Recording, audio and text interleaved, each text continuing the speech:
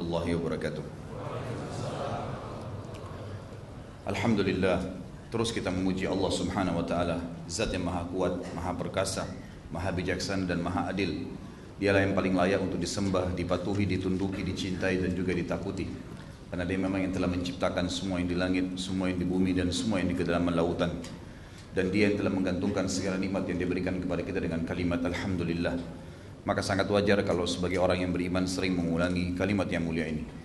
Juga yang kedua, kita panjatkan salam hormat kita, salawat dan taslim kepada manusia terbaik, pilihan sang pencipta sehingga menutup risalah para nabi-nabi dan rasulnya, dan juga pemimpin anak Adam pada hari kiamat, orang yang paling lurus jalur nasabnya, bersih jiwanya, dan juga orang yang paling sempurna secara fisik dan akhlak, Nabi Muhammad SAW, sebagaimana Allah dan malaikatnya telah memberikan salam kepada beliau.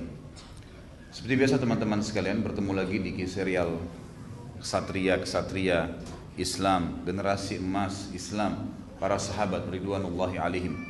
Dan kita masuk ke serial kita pada sore ini, semoga Allah berkahi sahabat yang mulia Mus'ab ibn Umair radhiyallahu anhu.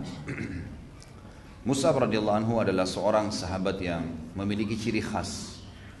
Ciri khasnya dibandingkan dengan sahabat yang lain adalah orang yang sebelum masuk Islam sangat kaya raya dan terkenal berkumpul padanya putihnya kulit yang bersih, wajah yang tampan, pakaian yang selalu bersih, serta minyak wangi yang selalu semerbak.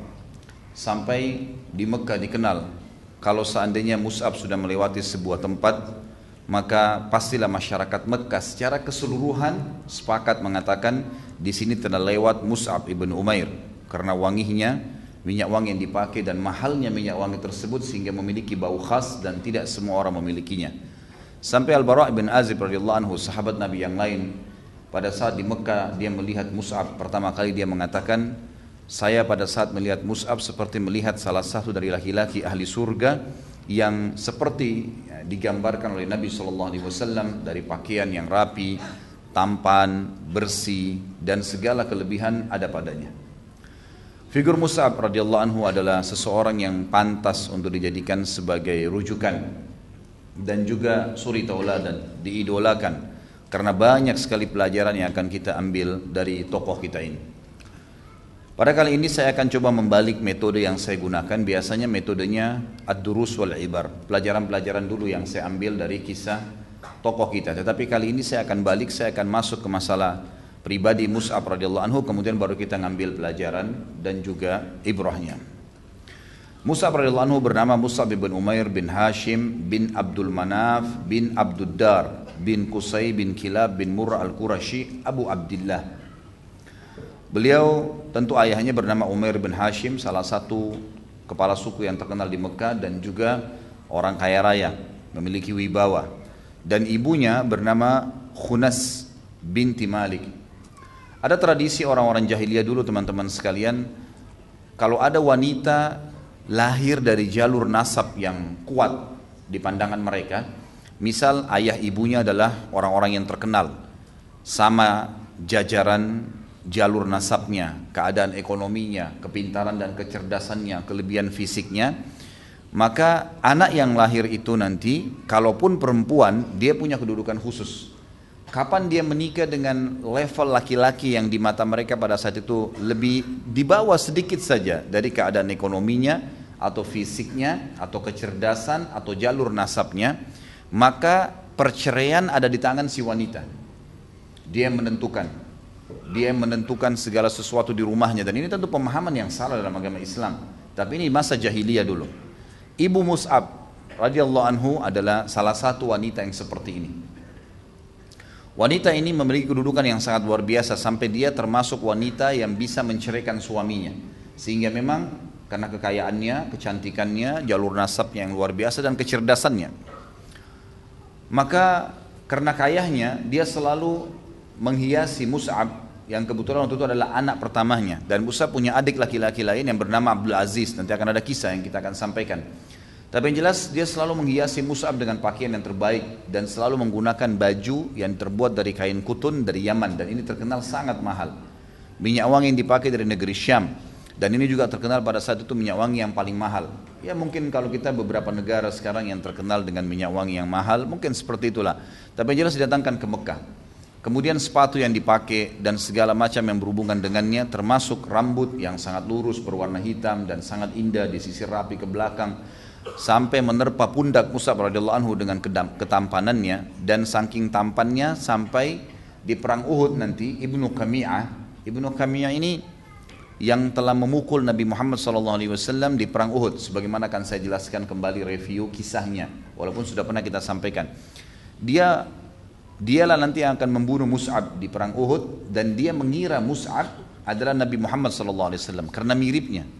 Dan kita sudah tahu bahwasanya para ulama sepakat mengatakan kalau Yusuf alaihissalam diberikan sepertiga kegagahan dunia, maka Muhammad SAW diberikan seluruh kegagahan dunia.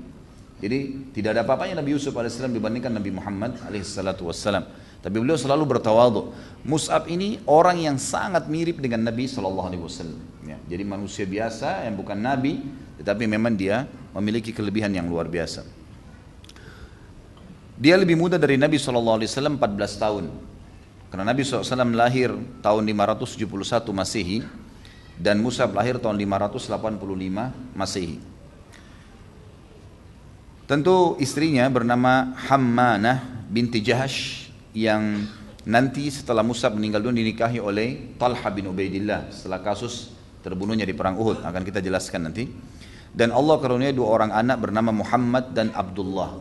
Dan Abdullah adalah anak pertama, maka diberikan julukan dengan Abu Abdillah. Abu Abdillah. Mus'ab radhiyallahu anhu punya kisah yang menarik yang perlu kita simak, yaitu pertama awal dia masuk Islam. Awal masuk Islam tokoh kita ini teman-teman sekalian, dia mendengar saja kalau ada seseorang yang mengaku Nabi di Mekah, dan dia termasuk salah satu sahabat yang tidak ada seorang pun mengajaknya untuk Islam, sendirian dia datang. Nah, dia mendengar, dia datang ke Darul Arqam, lalu dia menemui Nabi SAW. Dan luar biasa, kelebihan yang dimiliki oleh Mus'ab adalah begitu mendengar, dan ini adalah sebuah pelajaran besar nanti yang kita ambil. Pelajaran pertama, dia mendengar, menerima, memahami dan mendalami, kemudian mempraktikkan dan mempertahankan sampai mati. Maka dia mengucapkan syahadat di kali pertama mendengarkan dari Nabi SAW ayat-ayat Al-Quran. Dan semenjak itu Mus'ab tidak pernah meninggalkan majlis Nabi SAW. Sehingga seperti judul kita, Mus'ab adalah da'i pertama Islam. Jadi memang dia karena cerdasnya, karena memahami semua apa yang Nabi SAW ajarkan pada saat itu, setiap wahyu turun dia langsung fahamin, dia amalkan, dia terima semuanya, dan dia yakini di kebenaran, maka akhirnya diutus oleh Nabi SAW menjadi da'i. Waktu dia masuk Islam tentu setelah syahadat, dia menyembunyikan awalnya karena dia takut dengan ibunya yang memiliki kedudukan tadi saya bilang. Tapi akhirnya ketahuan juga oleh ibunya, maka oleh ibunya semua fasilitas Mus'ab ditarik. Apapun itu, dari pakaian, dari makanan, dari uang, segala-galanya. Dan Mus'ab itu belum punya pekerjaan. Kemudian dikurung di dalam rumah dan dijaga oleh beberapa bodyguard kalau kita sekarang, dengan badan-badan yang kekar dan siap memukul Mus'ab setiap saat kalau dia mau lari. Sampai akhirnya tentu setelah dia masuk Islam dan dia dihukum seperti ini, datanglah perintah Nabi SAW membolehkan para sahabat untuk hijrah ke Habasyah, Ethiopia, dan beliau pun ikut hijrah. Dan Mus'ab termasuk salah satu sahabat yang hijrah 3 kali. 2 kali ke Habasyah dan 1 kali ke Madinah. Dan ini tentu nanti akan kita sebutkan juga dalam pelajaran kita, ada fadilah hijrah, walaupun sudah saya sebutkan juga di beberapa sahabat kita yang lalu. Yang jelas Mus'ab radhiyallahu anhu memiliki kelebihan yang luar biasa dari manaqibnya, dari kelebihan-kelebihannya. Yang pertama, beliau adalah as-sabiqun al-awwalun ilal Islam. Beliau orang yang pertama masuk Islam. Dan kita tahu orang-orang yang pertama masuk Islam adalah orang-orang yang akan menjadi contoh gitu kan, dan akan memanen pahala orang yang datang setelahnya. Kemudian yang kedua, kelebihan Mus'ab radhiyallahu anhu adalah beliau sabar dalam Islam. Setelah masuk Islam, beliau sabar dan beliau meninggalkan semua kenikmatan dunia walaupun sudah di depan matanya. Karena ibunya cuma mengatakan, tinggalkan agama Muhammad, kau akan dapatkan semua fasilitas. Apapun yang sudah saya kasih, saya akan berikan kembali. Tapi syaratnya tinggalkan. Tapi dia tidak mau dan dia terima untuk supaya dipukul, dihukum, disiksa, gitu kan. Dan ini teman-teman yang pegang buku bisa melihat dari halaman 70 sampai halaman 74 tentang kisah masuk Islamnya Mus'ab radhiyallahu anhu dan rentetan kisah bagaimana dia dihukum oleh ibunya. Tentu Mus'ab ini, jangankan Al-Bara' tadi radhiyallahu anhu yang berkata tentang kelebihan Mus'ab masalah sebelum Islam ya. Nabi kita Muhammad sallallahu alaihi wasallam sampai menjadi sebuah hadis menyebutkan tentang bagaimana Mus'ab pada saat transisi dari sebelum Islam sampai menjadi Islam. Kata Nabi SAW, "Ma ra'aitu bi Makkah ahadan ahsanul lummatan." Saya tidak pernah lihat ada orang yang lumma ini sebenarnya lebih tepat yang paling putih, paling gagah, paling kekar, gitu kan, paling nyaman untuk dilihat, semuanya masuk di situ. Kemudian dikatakan Nabi SAW, "Wala arakku hullatan," dan juga yang bajunya paling bagus, setiap orang lihat, ya, rapi, neces dan seterusnya. Semuanya bajunya bagus, mewah. Wala an'ama nikmatan min Mus'ab bin Umair, dan juga tidak ada nikmat yang mengalahkan nikmat-nikmat yang sedang bertumpuk pada Mus'ab. Teman-teman sekalian, setelah masuk Islam, ada sebuah riwayat menjelaskan di Madinah, pernah satu kali Mus'ab radhiyallahu anhu masuk ke dalam masjid.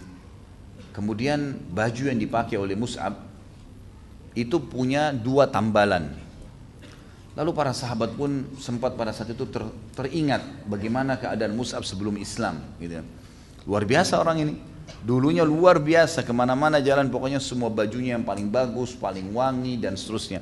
Sekarang berubah total, ya. Karena memang tidak ada fasilitas yang dia milikin. Sampai setelah masuk Islam pun, radhiyallahu anhu, sebelum ada pembebasan, ada harta ganima yang banyak dari harta perang, di mana para sahabat seperti Sa'ad bin Abi Waqqas, Umar bin Khattab, Abu Bakar sendiri dan banyak sahabat Nabi yang lain merasakan sampai meninggalnya Nabi SAW, mereka mengikuti peperangan-peperangan dan mendapatkan banyak ganima sehingga mereka menjadi kaya. Tapi Mus'ab tidak sempat mendapatkan itu karena baru tahun 3 Hijriah beliau sudah wafat dan mati syahid di perang Uhud, gitu kan. Jadi pada saat dia masuk di tahun awal hijrah di Madinah dengan baju ditambal, maka para sahabat ada yang menundukkan kepala karena sedih melihat keadaannya. Luar biasa nih orang, setelah masuk Islam ternyata begini keadaannya. Pada saat itu Nabi SAW melihat keadaan mereka dan beliau sempat bertanya, ya, itu teman-teman bisa lihat, saya sempat tandain di buku kita ini di halaman 76. Ali radhiyallahu berkata, "Aku datang ke masjid lalu Mus'ab bin Umair datang kepada kami sambil memakai sebuah jubah yang ditambal dengan kulit. Padahal sebelum itu dia termasuk pemuda Mekah yang paling makmur dan hidup dalam kemewahan. Ketika Nabi SAW melihatnya, beliau menangis. Nabi SAW menangis karena teringat kenikmatan masa lalu Mus'ab dan beliau melihat keadaannya saat itu sehingga kedua mata beliau meneteskan air mata. Kemudian beliau berkata, dari sini Nabi SAW berkata karena melihat Mus'ab, tapi bertanya kepada semua sahabat. Sebelum saya jelaskan teman-teman sekalian tentang masalah riwayat ini nantinya, perlu antum tahu ya, sangat wajar terjadi kalau seseorang dari masa jahiliyah segala sesuatu tentu foya-foya, gitu kan. Mungkin dari sisi penampilan harus menggunakan baju bermerek misalnya. Kalau kita sekarang begitulah, anak-anak muda harus yang bermerek misalnya, minyak wanginya juga harus yang bermerek. Topinya, dompetnya, sepatunya, kaos kaki pun mungkin ada kaos kaki yang sama kualitas harga 15.000 tapi karena tidak bermerek nggak dibeli, yang bermerek yang 700.000 dibeli misalnya. Seperti itulah. Jadi orang subhanallah setelah taubat, pastikan teman-teman sekalian kalau antum hadir di majelis ilmu kemudian masuk iman di dalam hati, jangan heran kalau ada terjadi transisi. Kayak misal kita sudah nganggap remeh nanti, kayaknya nggak perlu deh saya beli baju semahal ini. Kayaknya nggak perlu deh saya pakai sepatu begini. Kayaknya ini sudah cukup lah, gitu. Oh ini haram nih nggak bisa. Itu akan terjadi tuh masa transisi itu, gitu kan. Itu sesuatu yang sangat wajar. Dan jangan sampai seseorang setelah dia hijrah, dia pindah, kemudian dia menganggap oh dulu saya lebih enak. Itu pemahaman yang salah teman-teman sekalian. Tentu setelah antum hijrah pun jangan kotor, jangan kelihatan kumuh, tidak. Bukan itu yang dimaksud ya. Nanti akan kita jelaskan kenapa Mus'ab mengambil langkah itu. Tapi yang jelas kita tetap rapi, kita tetap bersih. Tetapi iman itu akan membawa kepada kesederhanaan, qana'ah namanya. Ya, bisa menerima keadaan. Ada mobil, naik mobil, nggak ada naik angkot, biasa aja, gitu kan. Saya tahu ada seorang ikhwah yang subhanallah dulu saya tahu betul bagaimana kehidupannya, miliarder. yang luar biasa, masih muda, sudah punya banyak usaha. Setelah dia mengikuti pemahaman pengajian dan rutin mengikuti pengajian, mungkin selain saya juga ada, tapi dia rutin mengikuti pengajian saya memang. Saya tahu betul secara pribadi, subhanallah, sampai semua kendaraannya sekarang dijual karena memang dia harus membayar utang-utang riba ada di bank, dan sekarang dia sewa mobil yang sangat tua gitu. Saya baru ketemu aja kemarin, gitu kan, di salah satu kota di Indonesia, tidak usah saya sebutkan. Kemudian saya ketemu, lalu saya heran melihat dia dengan perubahan yang luar biasa, dari pakaian yang sederhana tapi tetap bersih dan rapi, gitu kan. Penampilan yang dulunya tidak pernah pelihara jenggot, sekarang sudah berjenggot. Dengan penampilan mobil yang dia sewa, dulunya pakai mobil Alphard, setiap datang kalau temuin saya, tiba-tiba berubah sekarang sewa mobil. Saya tanya, di mana mobilnya, akh? Dia bilang, sudah saya jual semua, Ustaz. Kenapa? Ya karena saya melihat riba, walaupun saya pakai mobil bagus, tapi itu utang semuanya. Dan akhirnya menjadi masalah buat saya. Bahkan setelah saya jual semua, ada mungkin 4-5 mobil, semua masih belum bisa nutupin. Tapi ucapan lisannya, alhamdulillah Ustaz, ada ketenangan jiwa yang tidak pernah saya rasakan dulu. Dulu cuma selalu bawaannya sombong, bangga-banggaan, selalu yang dibicarakan sama teman-teman tuh materi-materi saja. Mobil ini keluar tahun baru nih, model ini yang baru keluar, terus bersaing, dijual lagi mobil tersebut, ganti lagi dengan mobil yang sama, hanya karena beda tahunnya. Pakaian diikutin perkembangannya, segala macam lah hal yang berhubungan dengan duniawi. Ternyata ini teman-teman sekalian bukan terjadi sekarang, waktu kita saja. Di zaman Nabi SAW terjadi. Dan renungi apa yang Nabi SAW katakan kepada para sahabatnya tentang masa transisi ini setelah melihat Mus'ab. Kata beliau, antumul yawma khairun am idha gudhiya ahadikum bijafnatin min khubsin walaham. Qulna nahnu yawmaidin khairun nukfal mu'na wa natafarragu lil ibadah. Faqal bal antumul yawma khairum minkum yawmaidin. Kata Nabi SAW, saya mau tanya kalian, apakah hari ini keadaan kalian sekarang setelah masuk Islam dalam kesederhanaan, semua dirasa cukup aja, nggak usah berlebihan, kemudian tidak terlalu menjadikan dunia sebagai target.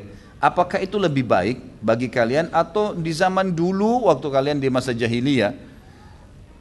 Kebetulan Mus'ab yang menjadi target pembicaraan karena beliau dulu orang kaya raya.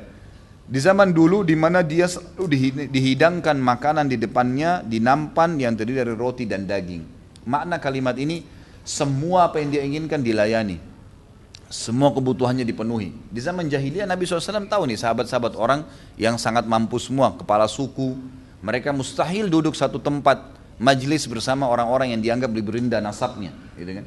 Mustahil Abu Sufyan duduk dengan Bilal, mustahil Khalid bin Walid duduk dengan Khabbab bin Arad dan seterusnya radhiyallahu anhum ajma'in. Tetapi setelah Islam mereka duduk sama-sama, pakaiannya sama, mereka makan satu piring, minumnya segelas bersama. Perubahan total gitu kan. Maka kata sahabat, ya Rasulullah, tentu menurut kami hari yang dulu lebih baik. Hari yang dulu lebih baik. Dari sisi kenikmatan kami lebih baik.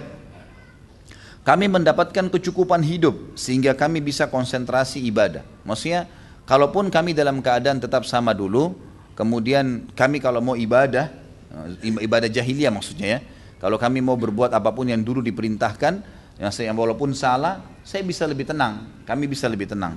Jawaban Nabi SAW, dan ini jelas, yang ini kita ambil pelajaran, tidak. Justru kalian pada hari ini lebih baik daripada kalian pada hari itu.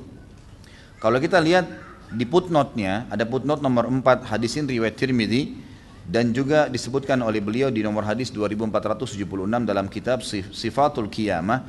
Beliau mengatakan hadis ini hasan gharib, dan tercantum dalam Sunan Tirmidzi redaksinya seperti yang di bawah ini. Saya langsung bacakan saja bahasa Indonesianya. Bagaimana dengan kalian jika salah seorang dari kalian pergi di pagi hari dengan satu pakaian dan pergi di sore hari dengan pakaian yang lain, diletakkan nampan makanan di hadapannya, lalu nampan yang lain diangkat, dan kalian menutupi rumah kalian dengan kain sebagaimana ditutupi Ka'bah. Maksudnya adalah waktu dulu kalian jahiliyah, kalau setiap keluar pagi pakai baju lain, siang bajunya lain, sore bajunya lain, gonta-ganti baju, dan malu kalau pakai baju yang sama misalnya. Zaman dulu. Kemudian kalian selalu diletakkan makanan di hadapan kalian, gonta-ganti nampannya. Kalau yang piring yang dipakai makan pagi lain, makan siang lain, makan malam lain, dibeda-bedain warnanya, karena memang ini maksudnya kelebihan materi yang dimiliki. Dan kalian menutupi rumah kalian dengan kain seperti kain Ka'bah. Maksudnya memperindah rumah kalian sampai seperti Ka'bah, orang kagum karena ada kiswahnya. Mereka menjawab, wahai Rasulullah, kami hari itu lebih baik daripada keadaan kami hari ini. Kami bisa konsentrasi ibadah dan mendapat kecukupan hidup. Maka kata Nabi SAW, tidak, kalian hari ini lebih baik daripada keadaan kalian di hari itu. Baik, kenapa secara khusus saya pilih hadis ini teman-teman? Karena saya yakin kalau antum beli bukunya, mungkin tidak faham kalau tidak dibaca ini hadisnya. Karena ini seakan-akan sebuah penyampaian yang butuh penjelasan memang.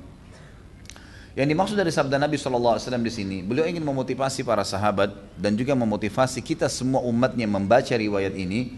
Kalau setelah hijrah dan keadaan kita akhirnya menjadi lebih menerima keadaan, lebih merendah, sudah tidak mau lagi jor-joran sama orang, bersaing pada hal-hal yang haram. Semua transisi perubahan itu, ketahuilah itu lebih baik, kata Nabi SAW. Kenapa lebih baik? Karena kita akan mendapatkan, kita tidak akan mengejar dunia, dan kita akan mengejar yang dikenal dengan akhirat. Dan ini bentuk kasih sayang Allah kepada orang-orang yang beriman. Mereka tidak akan berlebihan. Seperti pernah saya jelaskan kasus teman-teman sekalian, kasih sayang Allah ini sangat luas, sampai kepada seorang pencuri pun, kalau seandainya dia dikeroyokin oleh massa, kedapatan dan dikeroyokin oleh massa, sehingga akhirnya dia berhenti untuk mencuri, atau mungkin babak belur, tetap kata ulama ini adalah bentuk kasih sayang Allah. Karena Allah tahu, kalau dibiarkan, dia tidak dikeroyokin, Allah tidak bongkar pencuriannya, maka dia akan mencuri lebih banyak dan akhirnya masuk ke neraka. Dan neraka dia akan menyesal. Karena Allah sayang diberhentiin tuh, gitu kan. Sama halnya kasus tadi. Kalau Allah biarkan kita dan tidak memberikan kita hidayah dalam keadaan-keadaan foya-foya, hal-hal yang berlebihan tadi, maka akan membuat kita lalai. Dan sampai kapan nih kita lalai? Akhirnya penyesalan yang terjadi. Padahal sebenarnya dengan cobaan atau transisi perubahan ini, maka kita akan jauh lebih dekat dengan Allah Subhanahu wa taala. Itu yang dimaksud. Kemudian selanjutnya teman-teman sekalian adalah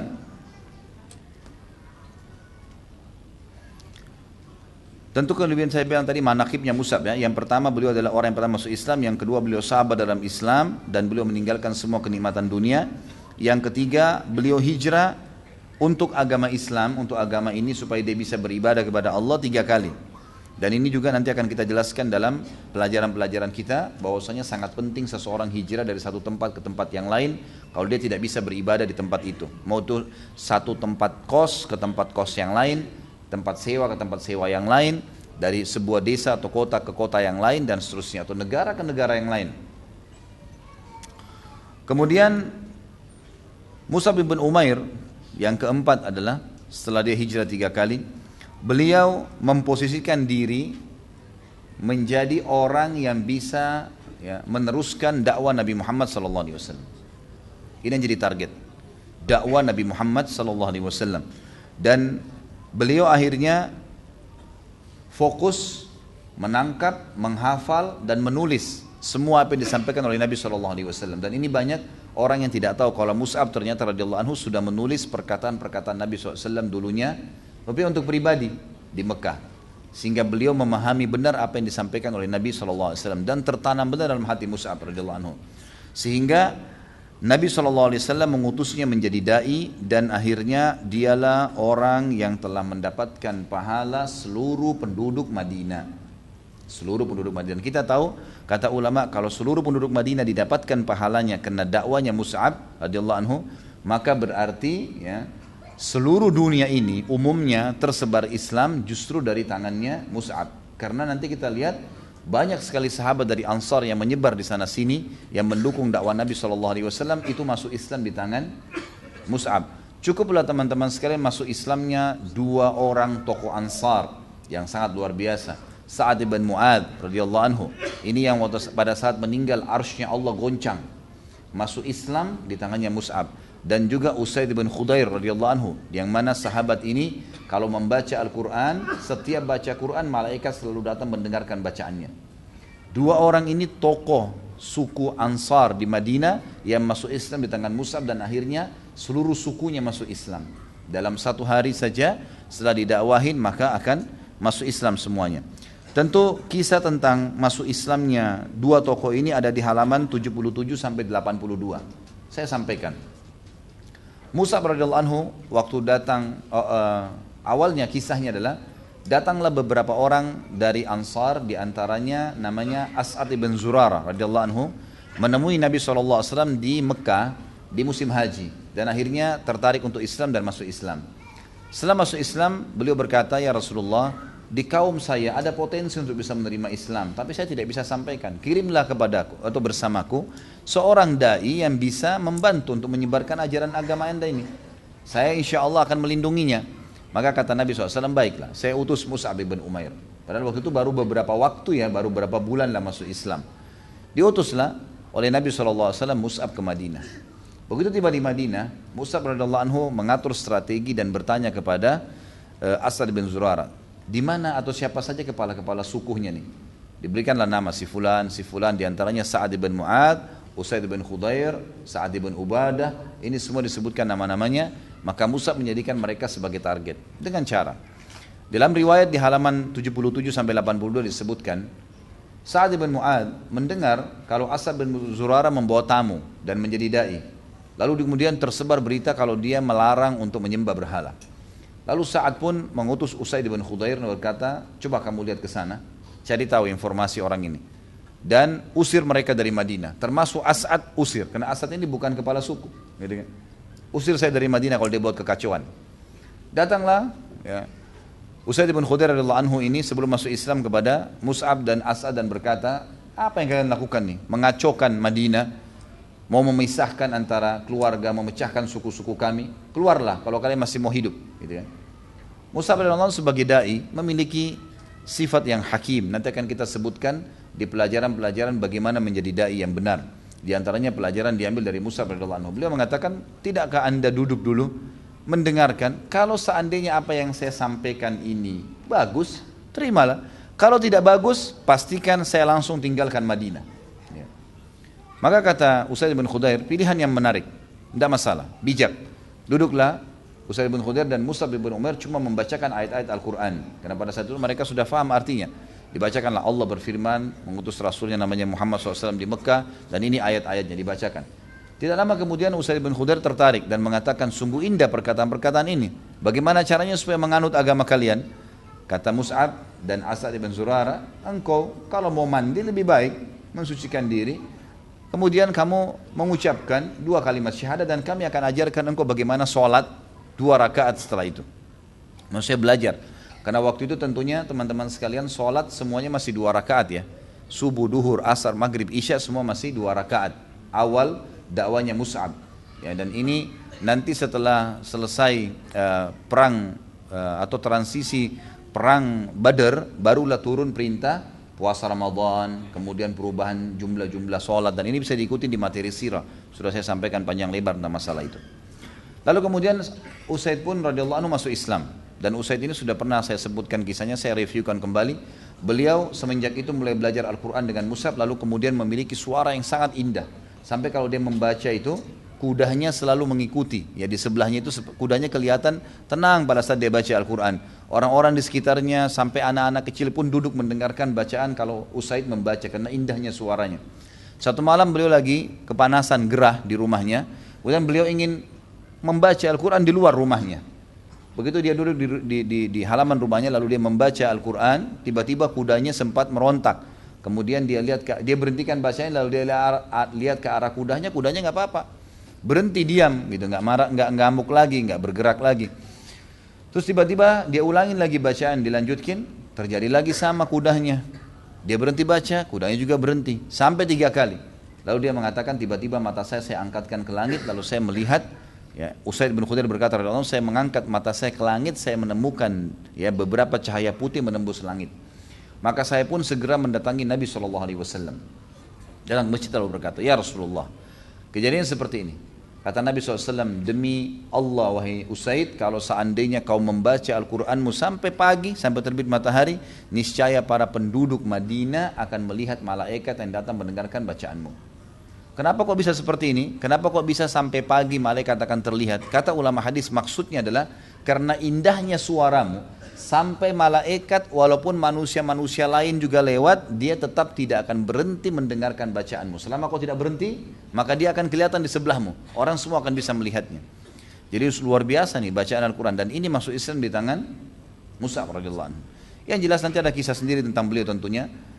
Kemudian Usaid berkata radhiyallahu anhu, wahai Mus'ab, wahai As'ad, di sini di Madinah ada satu kepala suku. Kalau kalian bisa membuatnya menganut agama ini, maka pastikan satu Madinah semua masuk agama Islam. Kata Mus'ab, siapa itu? Kata Usaid, Sa'ad bin Mu'adz, dan saya akan membuatnya datang ke sini. Lalu Usaid pun pulang menemui Sa'ad bin Mu'adz. Sa'ad bin Mu'adz mengatakan waktu itu mereka tahu Allah ya, tapi musyrik. Mereka musyrik. Mereka mengatakan, demi Allah wahai Usaid, kamu pulang bukan dengan wajah pada saat kau pergi. Sekarang kau berseri-seri. Ada apa nih?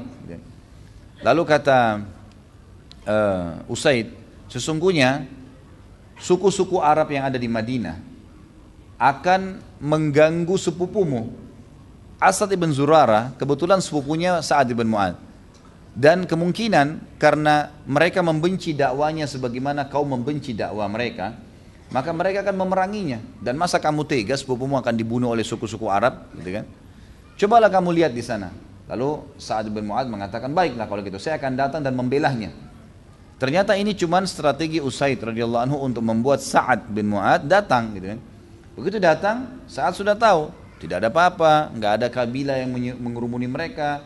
Mus'ab sama As'ad lagi duduk berdua, gitu kan. Lalu kemudian dia sudah tahu, lalu dia bilang, kalian berdua keluar dari Madinah atau akan saya bunuh, kata Sa'ad bin Mu'adz. Kemudian kata Mus'ab kalimat yang sama, wahai Sa'ad, cobalah dengarkan apa yang akan saya sampaikan. Kalau seandainya benar, baik, ambillah. Kalau tidak, pastikan saya langsung keluar setelah anda menolak. Kata dia, baiklah, pilihan yang bijak. Kemudian dia duduk, lalu dia dengarkan. Pada dalam riwayat itu dikatakan dia menancapkan tombaknya ke tanah. Ada riwayat lain mengatakan pedangnya ke tanah. Lalu kemudian dia mendengarkan beberapa ayat Al-Quran. Tiba-tiba Allah masukkan hidayah di hati As-Sa'ad bin Mu'adz radhiyallahu anhu, masuk Islam. Dia bilang, bagaimana orang masuk ke agama kalian ini? Sungguh indah apa yang kamu membaca ini. Dia bilang, ya silakan.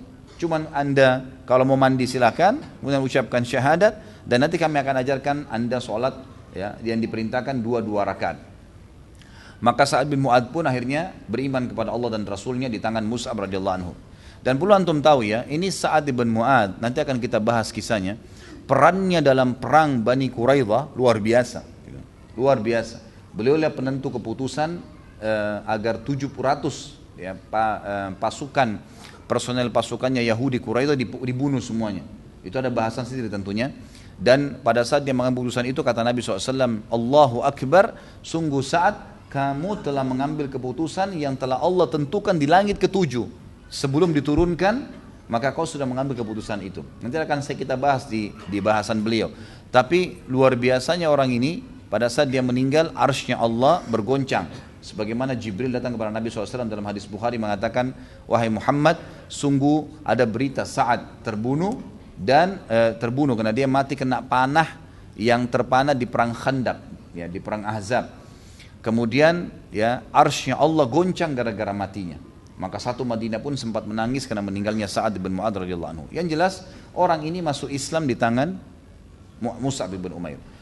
Apa yang terjadi teman-teman sekalian? Saking mulianya orang-orang Ansar ini, dan sangat wajar kenapa Nabi SAW bersabda tentang orang-orang Ansar, dan beliau berkata, kalau seandainya bukan karena hijrah, maka pastinya saya berharap bagian daripada orang Madinah, Ansar. Dan kata Nabi SAW, mencintai Ansar adalah bagian daripada keimanan, dan membenci mereka bagian daripada kemunafikan. Memang orang-orang Ansar luar biasa, mereka menerima kebenaran dengan sangat cepat. Beda dengan masyarakat Mekah yang tadinya simpang siur, dan bahkan mereka memerangi Nabi SAW. Bahkan 13 tahun dakwah Nabi SAW di Mekah tidak masuk Islam kecuali 70 orang saja. Sementara di Madinah baru beberapa hari saja Mus'ab, seluruh Madinah dipastikan masuk Islam pada saat itu. Sa'ad bin Mu'adz radhiyallahu pulang ke kaumnya sambil berkata, ngumpulin semua sukunya di Madinah, semuanya kumpul. Kalau kita mungkin kayak di Jakarta Betawi, semua orang Betawi dikumpulin dengan kepala suku Betawi misalnya. Dikumpulin, lalu dia mengatakan, bagaimana kedudukan aku di sisi kalian? Maka orang-orang ya, Madinah mengatakan, anda adalah pimpinan kami, anda kepala suku kami, anda adalah orang yang paling cerdas di antara kami, orang yang paling kaya, orang yang paling dipuji semuanya. Kata Sa'ad radhiyallahu anhu, kalau begitu kedudukan saya di mata kalian, pastikanlah wajah saya haramkan dengan wajah kalian sampai kalian beriman kepada Allah dan Rasulnya. Maka tiba-tiba pada saat itu belum tiba sore kecuali semuanya sudah syahadat. Satu Madinah, gitu kan? Dan ini adalah jasa daripada Mus'ab bin Umair radhiyallahu anhum. Dan ini tentu bisa dibaca kisahnya di halaman 77 sampai 82. Kemudian juga Mus'ab radhiyallahu anhu setelah hijrah orang yang paling pertama yang melakukan sholat Jumat di Madinah. Setelah Nabi SAW dapat perintah tentang sholat Jumat di Mekah, maka beliaulah orang yang pertama melakukan sholat Jumat di Madinah, dan ini bisa dilihat di halaman 82 juga. Dan puncak daripada kehidupan Mus'ab radhiyallahu anhu adalah mati syahidnya beliau di Uhud. Uhud adalah peperangan yang terjadi di tahun 3 Hijriah, dan ini peperangan yang sangat mulia, terkenang sejarahnya sampai sekarang, dan lokasinya setiap orang umrah bisa didatangin. Uhud adalah peperangan yang terjadi setelah orang-orang Quraisy terkalahkan di perang Badr. Mereka marah dan menyusun pasukan 3.000 orang, kemudian menyerang Madinah. Karena Nabi SAW melihat mereka sudah hampir tiba di depan pintu gerbang Madinah. Waktu itu kebetulan Gunung Uhud berada di luar pintu gerbang Madinah. Maka Nabi SAW memanuver pasukan dan mengumpulkan sahabat yang waktu itu terkumpul sekitar 1.000 orang, tapi 300 orang dari orang-orang munafikin. Lalu orang munafik ini dipimpin oleh Abdullah bin Abi Salul keluar dari pasukan untuk membuat pasukan muslimin goyah. Tinggal 700 orang, kemudian Nabi SAW manuver dari belakang pintu tembok, kemudian memasuki kebun-kebun kurma, dan akhirnya mendatangi lokasi Uhud. Kalau kita ibaratkan misalnya tempat tisu ini adalah sebagai gunung Uhud, maka di depan gunung Uhud itu ada kebun-kebun kurma.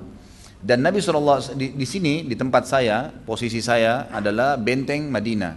Dan yang mungkin tulisan nama ini adalah pasukan orang-orang kafir Quraisy sudah menghadap ke Madinah dan sudah akan menyerang pintu gerbang Madinah, gitu kan? Nabi SAW memanuver pasukannya dari di belakang Uhud sampai di kebun-kebun kurma, kemudian akhirnya tiba-tiba berada di sebelah, di sisi timurnya pasukan Quraisy. Maka Quraisy pun akhirnya tidak jadi menyerang Madinah dan mereka membalik ya pasukan mereka untuk menghadapan dengan Nabi SAW.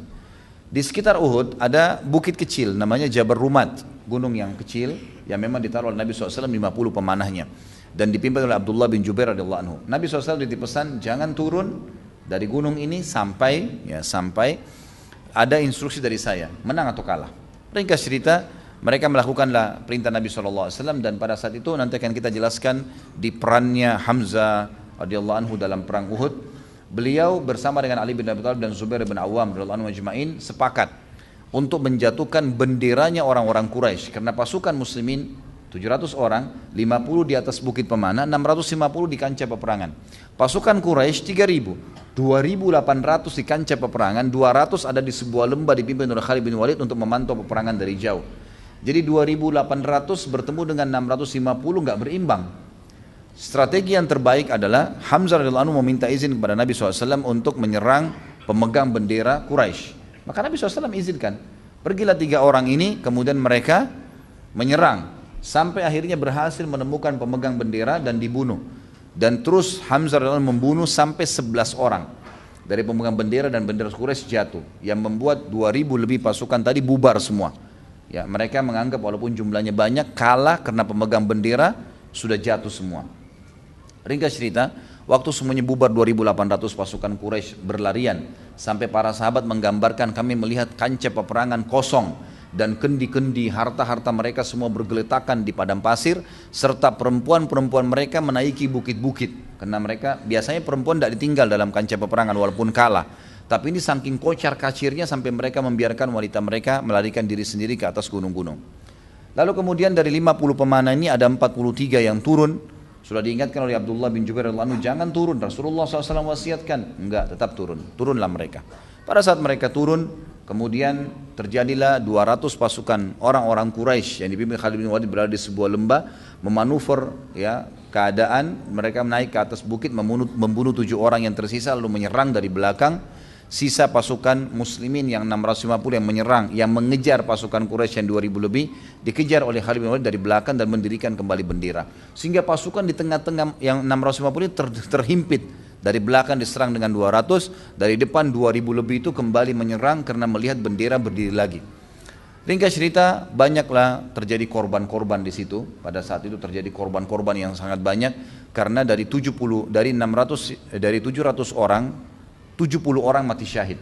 70 orang mati syahid, di antaranya adalah Mus'ab radhiyallahu anhu. Beliau mati syahid di sini. 70 orang mati syahid, dan sebab mati syahidnya adalah karena kasus tadi.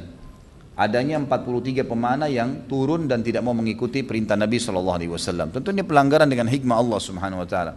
Ringkas cerita teman-teman sekalian, beradalah pasukan di tengah-tengah, pasukan muslimin di tengah-tengah, dan mereka terhimpit. Bahkan sampai saking kacaunya, ada pasukan muslim yang sempat membunuh muslim yang lain.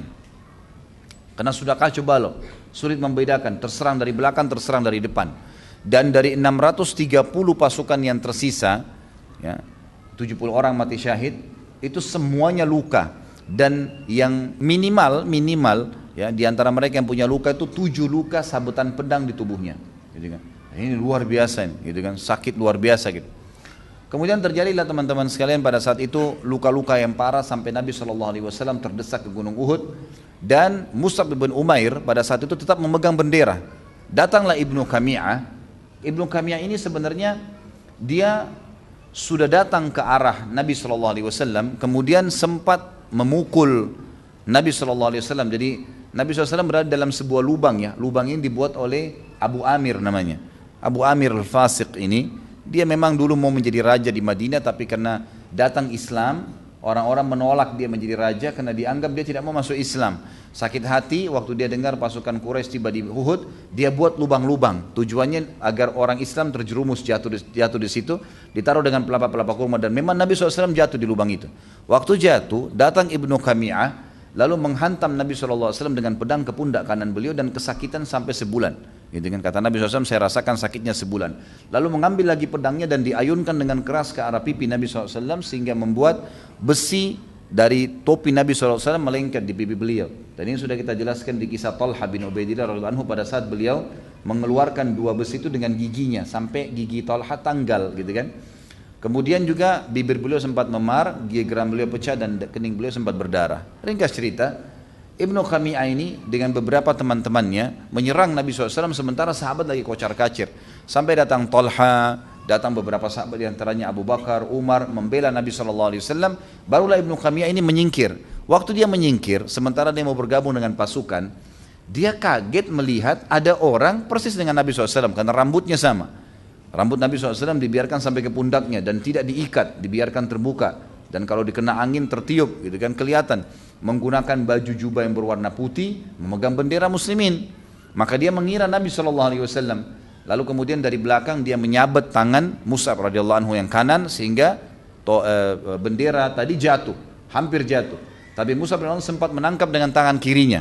Cuman karena darah mengucur dan kesakitan, maka Ibnu Qami'ah kembali lagi memotong tangan kiri Mus'ab radhiyallahu anhu, dan akhirnya bendera tersebut hampir jatuh, dan oleh Mus'ab dipegang dengan sisa tangannya radhiyallahu anhu.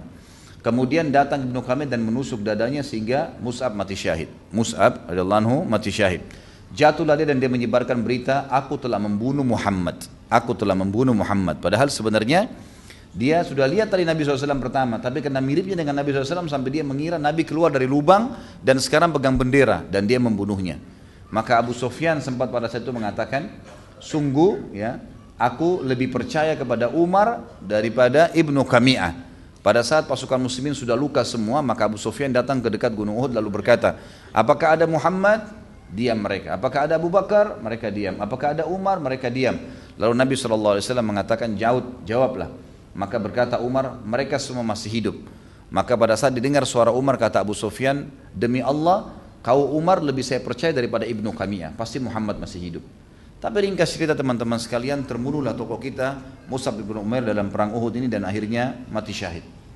Ini kurang lebih kisah tentang Mus'ab radhiyallahu anhu, dan kita masuk sekarang ke masalah ad-durus wal ibar, pelajaran-pelajaran yang kita bisa ambil daripada kisah tokoh kita ini.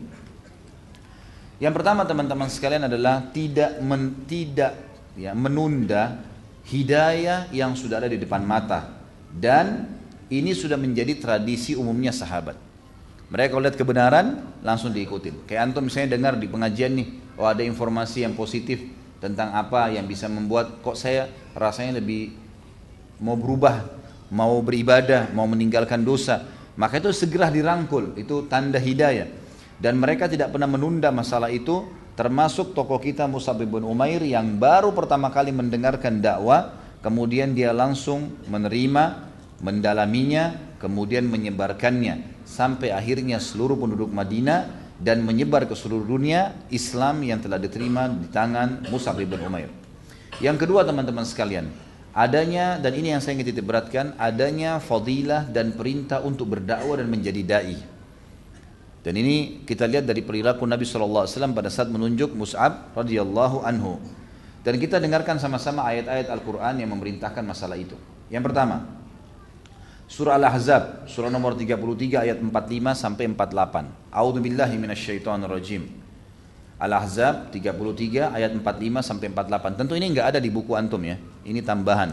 Pelajaran-pelajaran ini adalah tambahan. Semua pelajaran yang kita pelajari dari awal sahabat Abu Bakar sampai sekarang, Mus'ab bin Umair radhiyallahu anhu, ini durus wal ibar tidak ada di dalam buku kita. Tapi saya coba susunkan. Makanya kalau yang mau nulis silahkan ya.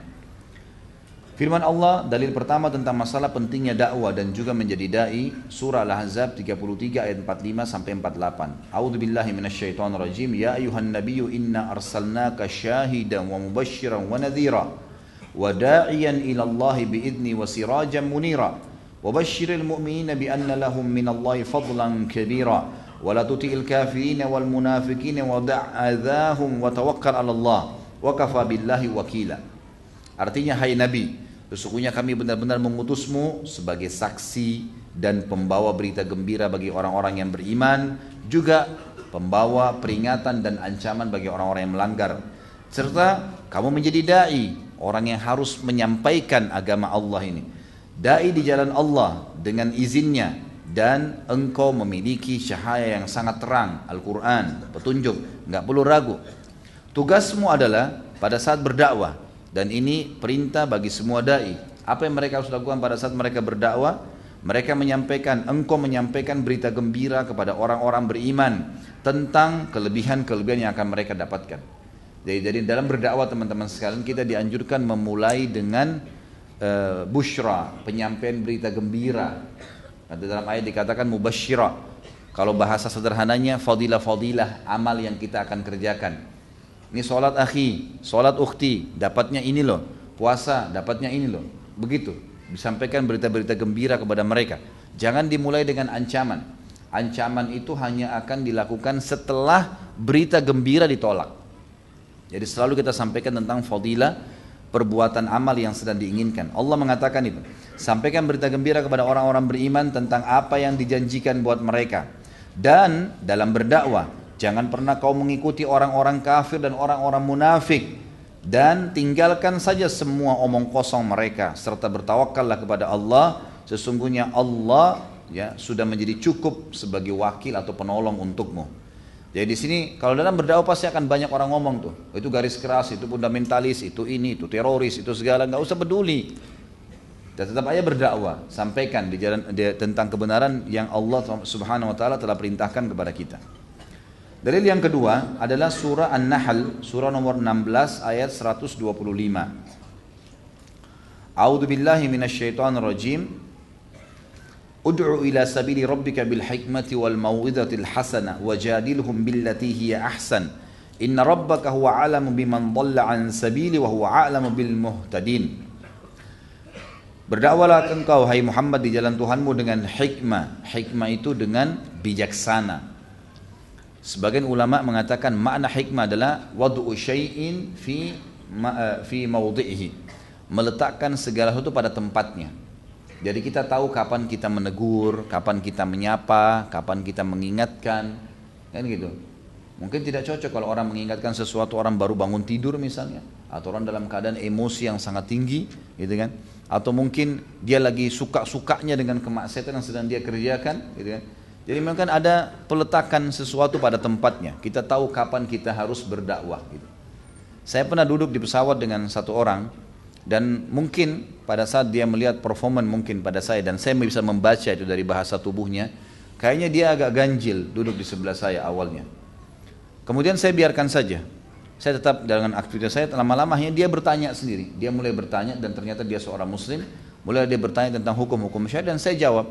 Ternyata setelah dia mengetahui bahwasanya jawaban yang dia butuhkan semua terjawab, maka dia merasa nyaman dan tentram. Akhirnya sampai 1 jam, 2 jam kurang lebih perjalanan semuanya itu diisi dengan pertanyaan agama. Jadi kita tetap saja ya berjalan dengan hikmah. Kita tahu kapan kita harus ya, menyampaikan dakwah itu. Lalu dikatakan wal mau'izatil hasanah, dan peringatan-peringatan yang baik, wajadilhum billati hiya ahsan, dan berdebatlah kalau harus berdebat dengan cara yang baik. Inna rabbaka huwa a'lamu biman dhalla an sabili, sesungguhnya Allah tahu siapa yang sesat dari jalannya, wa huwa a'lam bil muhtadin, dan dia tahu siapa yang orang-orang mau mengikuti petunjuk. Jadi di sini ada 3 retorika ya, kita menyampaikan dengan hikmah, kemudian dengan mau'izah hasanah. Hikmah itu memilih waktu dan tempat yang tepat.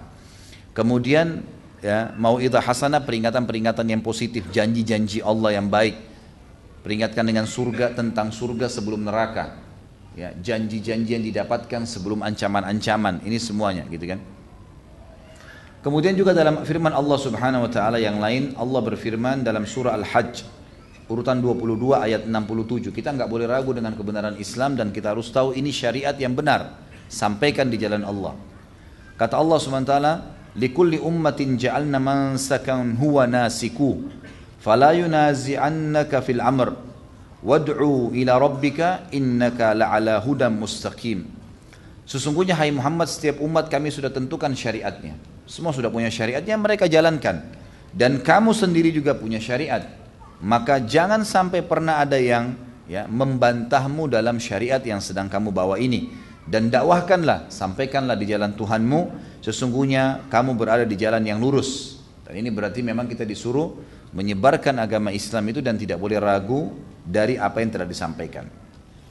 Kemudian juga ayat surah Al-Qasas, ayat demi ayat memerintahkan kita untuk berdakwah dan meyakini tentang kebenaran agama ini sehingga kita bergegas seperti yang Musa pernah lakukan, berdakwah, menyampaikan, jangan menunda dengan tujuan mendapatkan pahala dari orang-orang. Surah Al-Qasas surah nomor 28 ayatnya 87. A'udzu billahi minasyaitonir rajim. Wala yasuddannaka an ayatillahi ba'da id unzilat ilaik. Wad'u ila rabbika wala takunanna minal musyrikin. Jangan sampai ada yang mengalihkanmu hai Muhammad, dan semua dai juga masuk dalam ayat ini yang mengikuti Nabi SAW. Setelah ayat-ayat itu sampai kepadamu, sudah tahu kebenaran, jangan lagi ada yang mengalihkan. Enggak, itu mungkin maknanya begini. Enggak, sudah jelas perkataan Nabi SAW, penjelasan para sahabat, maka kita dakwakan. Dan kata Nabi SAW, kata Allah SWT, dan dakwahkanlah itu semua di jalan Tuhanmu, dan jangan kamu termasuk orang-orang yang musyrik. Kemudian teman-teman sekalian, ini semua perintah untuk Nabi SAW ya, tapi juga masuk kita sebagai umatnya. Dalil terakhir ayat Al-Quran tentang perintah Allah kepada Nabinya Muhammad SAW adalah surah Asy-Syura, surah nomor 42 ayat 14-15. A'udzu billahi minasyaitonir rajim. Wa ma tafarraqu illa min ba'di ma ja'ahumul ilmu baghyan bainahum. Orang-orang ahli kitab yang sedang kau dakwahi hai Muhammad, Yahudi dan Nasrani, mereka tidak berselisih tentang terima atau enggak ya dakwah yang kau sampaikan ini, kecuali justru setelah ilmu datang kepada mereka. Jelas kok ini benar Islam ya, lanjutan daripada agama yang disampaikan oleh nabi-nabi sebelumnya, Musa dan Isa alaihi wassalatu wassalam. Jelas Al-Quran adalah pelengkap daripada Taurat dan Injil, jelas disebutkan dalam Taurat dan Injil dan seterusnya gitu kan. Itu semua karena hasud di antara mereka. Mereka tidak mau karena hasud saja. Walaula kalimatun sabaqat min rabbika ila ajalin musamman laqudiya bainahum.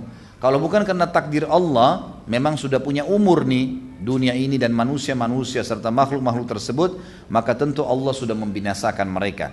Innal ladina urithul kitaba min ba'dihim lafi syakkim minhu murib.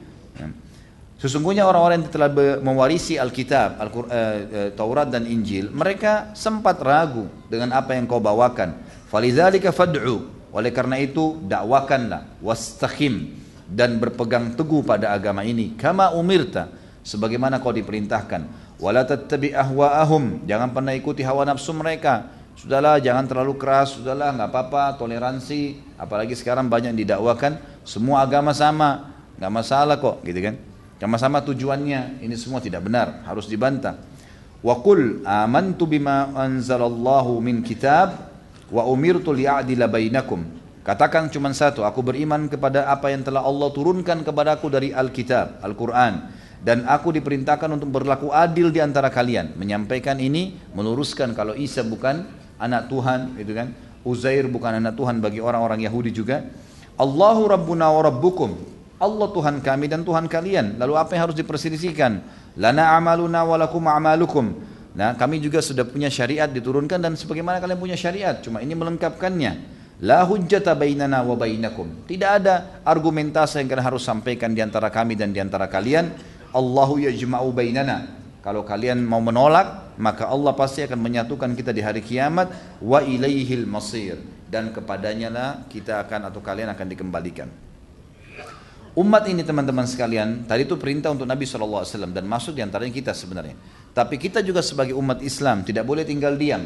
Antum hadir di majelis ilmu jangan tinggal diam, harus sebarkan. Apa yang sudah dipelajari disebarkan, asal jelas sumbernya, dalilnya, sebarkan. Karena memang agama ini kebenaran, bukan hanya untuk konsumsi pribadi. Harus disebarkan, sebarkan kepada siapapun. Dan itu perintah Allah jelas. Di dalam Al-Quran, di dalam surah Al-Imran, urutan 3 ayat 104 sampai 105. A'udzu billahi minasyaitonir rajim wal takum minkum ummatun yad'una ilal khairi wa ya'muruna bil ma'ruf wa yanhauna 'anil munkar. Harus ada di antara kalian umat itu sekelompok orang mayoritasnya yang menyuruh kepada kebaikan dan melarang dari kemungkaran, ya. Yang memanggil pada kebaikan, maksudnya agama Islam ini menyuruh kepada kebaikan dan melarang dari kemungkaran. Wa ulaika humul muflihun, dan mereka itulah orang-orang yang beruntung. Makna kalimat ulaika humul muflihun bagi yang berdakwah adalah mereka kalau berteman, kata ulama tafsir, akan langgeng persahabatannya. Kalau berumah tangga akan tentram rumah tangganya. Kalau berusaha maka mereka akan sukses dalam usahanya. Kalau mereka melakukan apa saja aktivitas semuanya diberkahi. Itu makna daripada orang-orang itu mendapatkan keberuntungan. Khusus bagi orang yang berdakwah dijanjikan itu. Wala takunu kalladina tafarraqu wakhtalafu min ba'di ma ja'ahumul bayyinat. Dan jangan pernah kalian ikuti ahli kitab, Yahudi dan Nasrani, yang justru mereka berselisih, berpecah setelah datang kepada mereka penjelasan-penjelasan. Wa ulaika lahum adzabun azim. Mereka memiliki azab yang berat. Nabi SAW juga mengingatkan kepada kita dalam hadis Bukhari kisah tentang Ali radhiyallahu anhu pada saat perang Khaybar. Ini sebenarnya pernah saya kutip ya waktu kita bahas Ali radhiyallahu anhu. Saya ulangi sejenak, Ali radhiyallahu anhu waktu itu sakit mata. Lalu Nabi SAW sempat mengatakan di malam hari setelah mengepung Khaybar 43 hari, tepatnya 45 hari lah dikepung, dan belum bisa tembus benteng karena kokohnya benteng mereka. Lalu Allah Subhanahu wa taala memberitakan berita gembira malam itu melalui Jibril alaihissalam kepada Nabinya Muhammad sallallahu alaihi wasallam kalau besok muslimin akan menang. Lalu Nabi SAW mengatakan, saya akan memberikan bendera kemenangan ini besok kepada orang yang mencintai Allah dan Rasulnya. Allah dan Rasul juga mencintainya. Kata Umar radhiyallahu anhu, pada malam itu kami tidak bisa tidur karena berpikir siapa yang akan dikasih bendera besok subuh nih, gitu kan? Dan belum pernah saya berharap menjadi seorang pemimpin kecuali pada saat itu karena mulianya. Ada janji Allah dan Rasulnya mencintainya dan dia juga mencintai Allah dan Rasulnya. Maka keesokan pagi habis sholat subuh kata Nabi SAW kepada pasukan muslimin, mana Ali bin Abi Thalib? Kata mereka lagi di kemahnya Rasulullah, dan Ali bin Abi Thalib lagi sakit mata. Jadi bengkak matanya dan tidak bisa melihat sama sekali, buram. Maka kata Nabi SAW datangkan lalu Nabi SAW meniup ya, matanya, dalam riwayat yang katakan meludahi mata Ali radhiyallahu anhu sebagai mukjizat, kemudian sembuhlah mata Ali radhiyallahu anhu. Dan ingat, ini ludah Nabi Muhammad sallallahu alaihi wasallam. Lah iya, karena banyak orang kita konyol kadang-kadang gitu kan.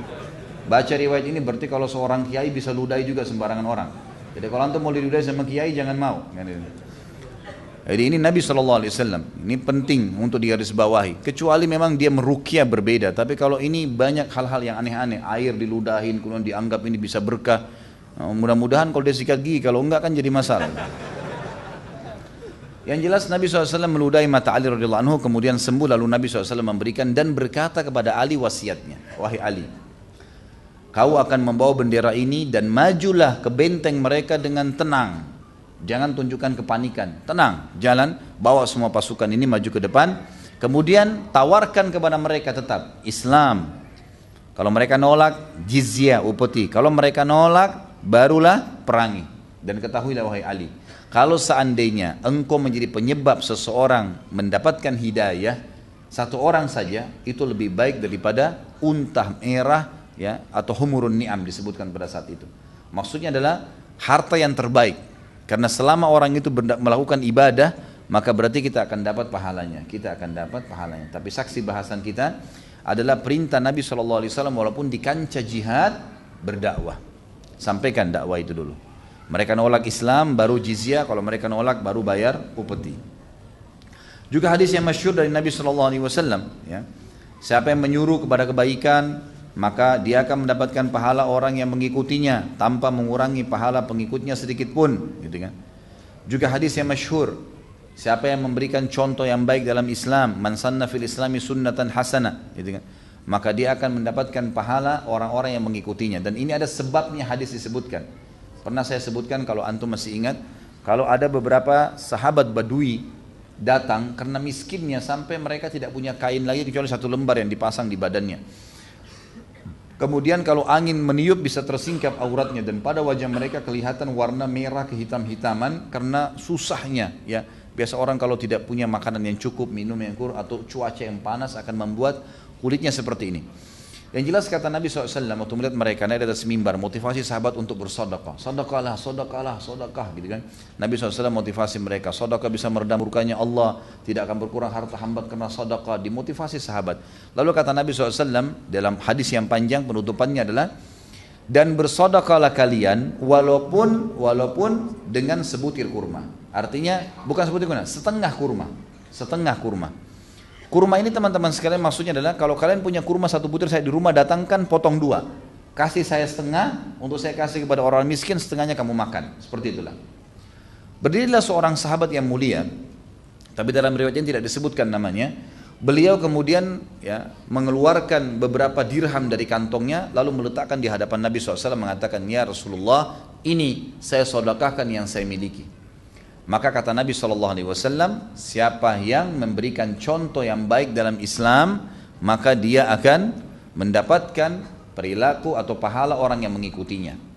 Ini kenapa saya titik beratkan teman-teman sekalian, karena banyak orang yang salah faham, menyebarkan bid'ah yang Nabi SAW tidak contohkan dengan hadis ini. Dia mengatakan, man sanna fil islami sunnatan hasanah, siapa yang memberikan contoh yang baik dalam Islam. Jadi ada katanya sunnah hasanah, gitu kan. Sunnah hasanah. Jadi kita perlu garis bawahi. Lalu mereka bilang ini adalah bid'ah hasanah. Afwan, pertanyaannya disortir akhi. Jangan digabungin sama yang sudah disortir, karena kita fokus ke yang sesuai dengan tema. Taruh aja ya. Jadi banyak orang bilang ini berarti boleh orang melakukan bid'ah hasan nih, karena masalahnya ada hadis ini sunnat hasanah. Tentu khilaf di antara ulama tentang masalah ini, tapi saya coba memberikan pemahaman dari hadis ini, gitu kan. Ternyata di sini Nabi SAW mengatakan, man sanna fil islami sunnatan hasanah. Sunnatan hasanah adalah sunnah yang baik. Maksudnya adalah memang sudah pernah ada contohnya. Sedekah yang sahabat ini lakukan memang sudah diperintahkan sebelumnya. Nabi kan SAW ceramah ya. Maka karena dia lakukan apa yang sedang Nabi sunnahkan, maka Nabi mengatakan siapa yang menjadi contoh, mendatangkan contoh yang hasanah, yang baik nih. Karena sudah ada. Seperti di satu lokasi, orang sudah tidak pernah salam teman-teman sekalian. Kemudian antum datang, antum hidupkan salam. Lalu jadi tersebarlah salam itu. Menjadi sebuah kebiasaan akhirnya. Hidup sunnah kembali. Maka ini namanya sunnah hasanah. Ini yang dimaksud dengan sunnah hasanah. Jadi ini juga semua adalah dalil-dalil yang menjelaskan tentang pentingnya seseorang untuk berdakwah di jalan Allah Subhanahu wa taala. Jadi kita akan panen pahala orang-orang yang kita dakwahi. Dan ingat teman-teman sekalian, sebuah konsep dasar dalam Islam. Tugas kita hanya melakukan. Itu saja. Anggota tubuh melakukan, mulut ngomong, tangan memberikan isyarat, kaki melangkah, hati bertawakal. Kita bertawakal kepada Allah. Sisanya insya Allah tidak ada, akan tersebar dengan sendirinya. Subhanallah, saya kemarin tablik akbar di Makassar. Jazakumullah khair, teman-teman panitia baru pertama kali ngadakan tablik akbar, tapi yang hadir mencapai 25.000 orang. Penuh, luar biasa penuhnya, gitu kan. Sebelum bisa sama panitia saya nasihatin sama mereka, saya bilang sama mereka, ikhwani, jangan pernah bangga dengan apa yang antum lakukan ini. Ini mereka datang bukan karena saya, mereka datang bukan karena antum, mereka datang bukan karena ada foto wali kota pada saat itu yang termasuk juga ada terlibat dalam acara. Bukan karena mereka, tapi memang Allah Azza wa Jal yang mendatangkan orang-orang ini sehingga mendengarkan dakwah. Kita cuma tugasnya menyampaikan dan berijtihad, berusaha saja. Sampaikan, jangan pernah merasa berat untuk menyampaikan. Syaitan kadang-kadang memberatkan kita. Di sebelah ada teman kita yang salah safnya, Pak, maaf Pak, masuk di saf. Maaf Ibu, maaf ya masuk di saf, rapiin safnya. Gitu aja bahasanya. Kadang-kadang syaitan mengatakan nanti dia marah nih, nanti dia begini. Enggak, tolak semuanya. Kita sampaikan, kalau dia tolak setelah itu gak ada masalah, yang penting tugas kita menyampaikan.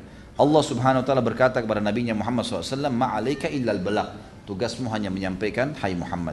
Baik, kita masuk sekarang, ada poin-poin yang saya ingin diberatkan teman-teman sekarang. Ada 18 sifat yang harus dimiliki oleh da'i ya. Ini kalau bisa kita katakan adab dan tata krama juga bagus. Adab da'i dalam dakwah. Yang pertama teman-teman sekalian adalah ilmu.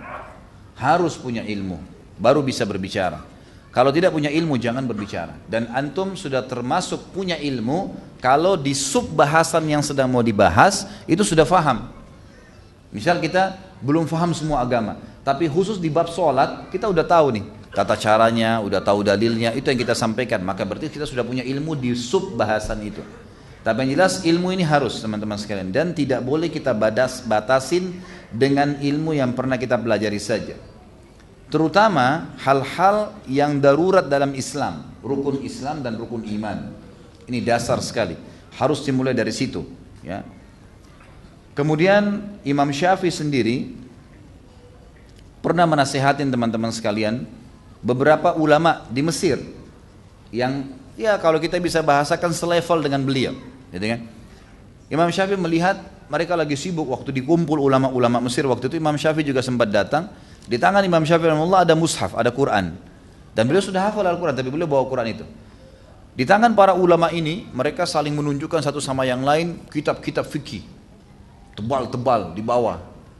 Mereka saling mau berargumen, nanti ceritanya para ulama ngumpul nih, dalilnya di buku ini, di dalil ini dan seterusnya. Maka Imam Syafi'i rahimahullah begitu tiba disuruh bicara. Diminta karena beliau dianggap tokohnya ulama, bicara di depan para ulama. Lalu kata beliau satu kalimat yang membuka majelis dan membuat orang hening pada saat itu, dan ternyata setahu saya Allah alam kisah ini setelah itu mereka pulang dan mereka sudah faham apa yang diinginkan oleh Imam Syafi'i sebagai nasihat. Kata Imam Syafi'i rahimahullah, sungguh demi Allah kitab-kitab yang kalian pegang itu telah menyibukkan kalian dari ini, dari Al-Quran gitu kan. Maksudnya adalah kalian sibuk membaca kitab-kitab dan kalian lupa dengan Al-Quran, tidak pernah dibaca. Jadi peringatan Imam Syafi'i rahimahullah artinya pulanglah dan amalkan sesuatu yang dasar. Kemudian yang kedua selain ilmu teman-teman sekalian adalah terus saja mengikuti fatwa dan nasihat para ulama. Nggak boleh berhenti nih teman-teman sekalian. Walaupun antum sudah mulai tahu, ya, sudah mulai ikut pengajian seminggu, masya Allah ada ikhwah akhwat yang saya tahu seminggu 7 kali ikut pengajian. 7-nya ustadz juga berbeda-beda. Itu hal yang baik, positif ya. Imam Nawawi rahimahullah itu yang saya tahu memiliki 7 orang guru dalam sehari. Membahas 7 kitab yang berbeda, gitu kan? Jadi luar biasa beliau, satu hari sampai 7 guru 7 kitab yang berbeda di 7 tempat, gitu kan? Sampai Imam Nawawi saking cintanya sama ilmu, beliau itu sampai kalau mau tidur malam beliau tidur sambil berdiri, sandar di tembok, pegang kitab, kemudian beliau meletakkan satu kakinya tersandar di tembok, yang satunya berdiri dipakai menopang. Jadi beliau tidur, begitu bangun baca buku, gitu. Jadi saking luar biasanya cinta dengan ilmu, gitu kan? Kalau antum Allahu a'lam nih, saya nggak tahu nih kalau sambil buka buku tidur, sedangkan bukunya rapi-rapi bagus saya tetap tidur gimana? Tapi bagaimana cintanya mereka pada ilmu? Harus selalu rutin teman-teman mengikuti perkembangan para ulama. Ya, dai-dai ini mengikuti fatwa-fatwa mereka, nasihat-nasihat mereka. Setiap bertemu dengan para ulama kita harusnya minta dinasihatin. Kemudian yang ketiga teman-teman sekalian, ikhlas dalam berdakwah. Ikhlas dalam berdakwah, tentu sebenarnya ikhlas ini harus di nomor 1 ya. Cuman ini tidak berurut, saya cuman susun secara teracak. Yang jelas ikhlas adalah hal yang penting. Dan ini sudah pernah saya jelaskan, contoh misalnya, sesuatu yang ikhlas karena Allah pasti akan kekal. Pasti akan kekal. Ingat kisah Imam Malik rahimahullah. Imam Malik rahimahullah pada saat beliau menulis kitab Muwatta dan mau membukukannya, Allahu alam yang saya tahu itu pada saat itu murid-murid datang mengatakan, wahai imam, sekarang semua ulama-ulama yang selevel dengan anda lagi nyusun buku dan sengaja menamakan Muwatta seperti buku anda. Karena ini dianggap Imam Malik kayak contoh. Kalau apa yang Imam Malik lakukan, yang lain juga lakukan, berarti mereka tenar seperti Imam Malik. Seperti itulah. Jadi dianggap saingan, gitu kan? Dan pada saat itu sampai jumlah kitab Muwatta 1200. 1200 buku fikih ditulis oleh 1200 penulis, semua namanya Muwatta, termasuk Imam Malik, gitu kan? Rahimahullah. Lalu kata Nabi Malik kalimat yang masyhur, "Maka lillahi fahuwa baq." Semua yang dilakukan karena Allah, dialah yang akan kekal. Ternyata betul, waktu suku Tatar, Mongolia masuk ke Baghdad dan menghancurkan Baghdad, waktu itu semua buku-buku tulisan para ulama diceburin ya di sungai-sungai, gitu kan. Kemudian banyak muslimin yang dibunuh, dibantai pada saat itu. Subhanallah, termasuk buku-buku Muwatta ya, yang ada tersebar pada saat itu di Irak, karena Imam Malik di Madinah ya.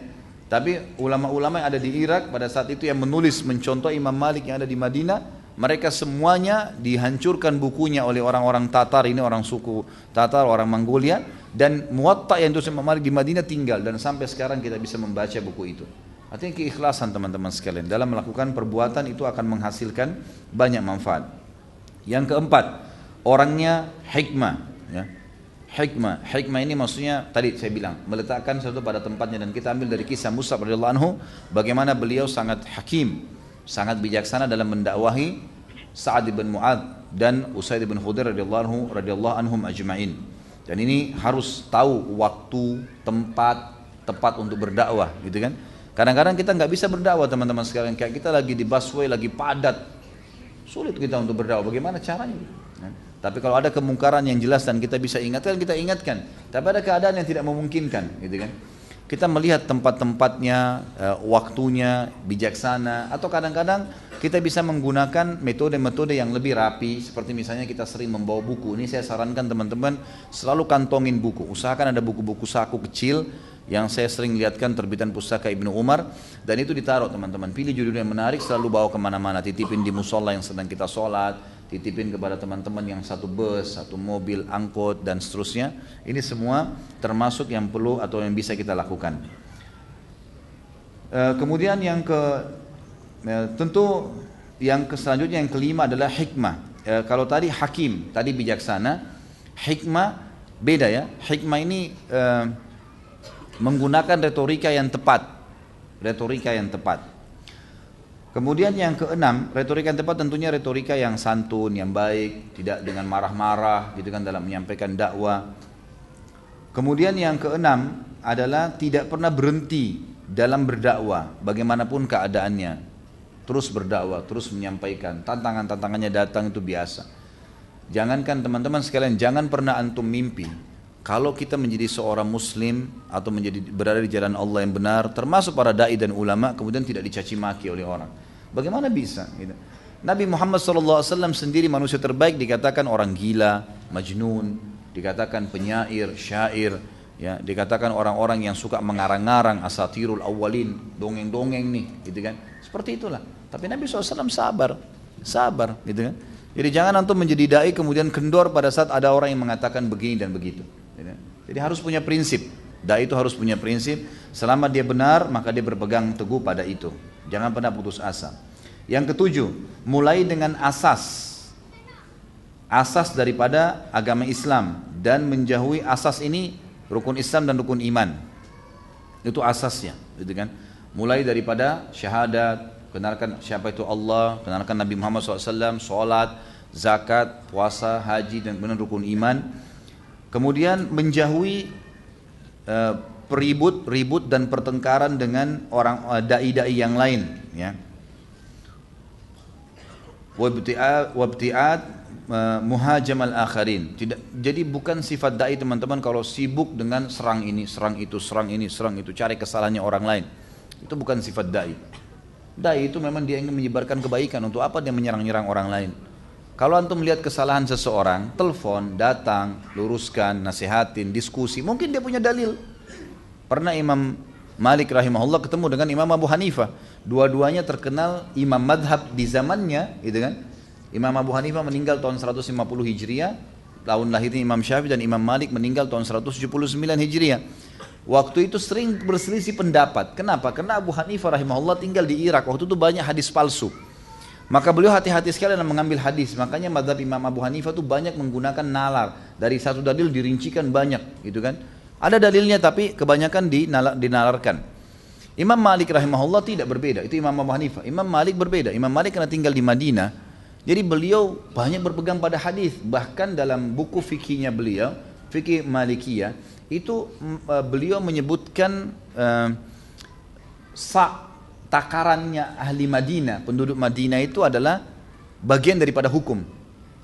Beliau mengatakan kenapa? Karena beliau bilang ini masyarakat Madinah menggunakan takaran untuk mengukur kurma, ya, gandum. Itu yang dipakai dari zaman Nabi Muhammad SAW turun temurun. Imam Malik masih generasi tabi'in. Beliau belajar dari Nafi'. Nafi' ini adalah budaknya Abdullah bin Umar, ya. Maka beliau mengatakan sampai seperti itu. Ya, di Madinah ini sampai perilaku penduduk Madinah bisa dijadikan sebagai hujjah pada saat itu. Bertemulah dua imam ini di musim haji. Lalu Imam Malik rahimahullah dikatakan oleh muridnya, "Hai Imam, selama ini orang yang menjadi musuh Anda, tanda kutip ya, perselisihan pendapat ada di sana. Abu Hanifah datang dari Irak lagi haji. Silakan Anda temui." Datanglah Imam Malik menemui Imam Abu Hanifah. Terjadilah dialog di antara mereka berdua. Waktu itu Imam Malik melarang murid-muridnya untuk ikut. Dan ini juga termasuk adab. Kalau seorang alim ulama, seorang da'i yang besar, Masya Allah, ingin berdebat teman-teman, bukan di depan murid-muridnya. Mereka tidak faham masalah itu. Berdebatlah berdua, kan gitu. Ini bukan, kalau debat antara agama lain, gitu kan. Ini berdebat antara sebuah pendapat, sebuah dalil, berdebatlah yang masuk di akal berdua, masing-masing datangkan argumentasi dalilnya, maka itu jelas. Ini yang penting. Imam Malik lakukan itu sampai selesai. Kemudian Imam Malik berdiri, salaman sama Abu Hanifah, berpelukan, lalu kemudian berdiri. Lalu murid-muridnya heran mengatakan, "Wahai Imam, Anda berpelukan dengan orang ini?" Kata Imam Malik, "Iya. Allah telah mempertemukan kepada saya seseorang yang kalau dia ingin membuat tiang-tiang masjid haram ini bicara, maka bisa berbicara." Maksudnya saking luar biasa kuatnya argumentasinya Imam Abu Hanifah rahimahumullah. Yang jelas seperti itulah caranya, adabnya, gitu kan. Jadi tidak boleh kita keliru dalam masalah-masalah seperti ini. Harus menghormati pendapat orang lain, teman-teman. Jangan menyerang kerjaannya. Jadi sini mulai dengan asas, jangan menyerang orang lain selama itu ada dalil, ya. Kemudian mulailah meluruskan yang mungkar itu yang kelihatan. Jangan memukul rata. Nah, itu. Tetangga kita misalnya, kita lihat teman-teman sekalian, dia tidak sholat. Maka berarti yang sedang mungkar adalah tidak sholatnya. Itu yang kita sorotin, gitu kan? Yang kelihatan depan mata. Tidak perlu kita mencari tahu kesalahan dia, ini pendapatannya apa ya? Mungkin dia di rumahnya makan haram atau tidak ya? Dia pakai ini dan seterusnya. Ini nggak perlu dikobok-kobok begitu, kecuali yang kelihatan depan mata, gitu kan? Ini penting sekali karena banyak orang seperti itu, sibuk memukul rata semuanya harus sama. Satu salah semua nih, sesat semuanya, ini kan? Ini pemahaman yang mesti Allahu a'lam diluruskan. Kemudian itu tadi yang ketujuh ya, mulai dari asas, kemudian jangan menyerang orang lain kalau ada dalil, dan mulailah mengingkar mungkar sesuatu yang kelihatan depan mata. Yang kedelapan, menghormati pendapat orang lain. Menghormati pendapat orang lain. Ini penting, selama ada dalil tentunya. Tadi jangan menyerang, itu sendiri. Ini sekarang menghormati pendapat. Kalau disampaikan kepada kita pendapat, maka dan dia punya dalil, terimalah saudaraku, gitu ya. Terimalah. Ya. Kemudian yang kesembilan, mengembangkan retorika dalam berdakwah. Retorika ya. Retorika ini saya sarankan teman-teman yang mau terjun dalam dakwah dan ini mendapatkan pahala yang besar, jangan pernah berhenti untuk mempelajari retorika para ulama-ulama besar, gitu kan? Para dai-dai yang telah mendahului kita. Dengar ceramah mereka, lihat retorika penyampaiannya, itu semua adalah hal yang sangat baik, ya. Kemudian kita sekarang kembangkan, misal tadinya zaman dulu tidak ada komputer, tidak ada sesuatu yang bisa kita tulis, sekarang bisa kita tulis, disebarin selebaran gitu kan. Saya pernah temukan ada di berita dari salah seorang ikhwan yang saya bisa percaya, di sebuah pantai, dia bilang, di kampung saya Ustaz, saya di pinggir pantai di musim liburan, itu banyak selebaran yang tersebar, seperti selebaran, dan itu ternyata isinya adalah dakwah kristenisasi, gitu kan. Dan ini ya tersebar, itu cuma ditaruh di pinggir pantai, dibiarin tersebar. Orang-orang pada pegang, orang yang tidak mengerti banyak, orang muslim semua di situ. Pada baca akhirnya, gitu kan. Ternyata isinya itu adalah masalah kristenisasi.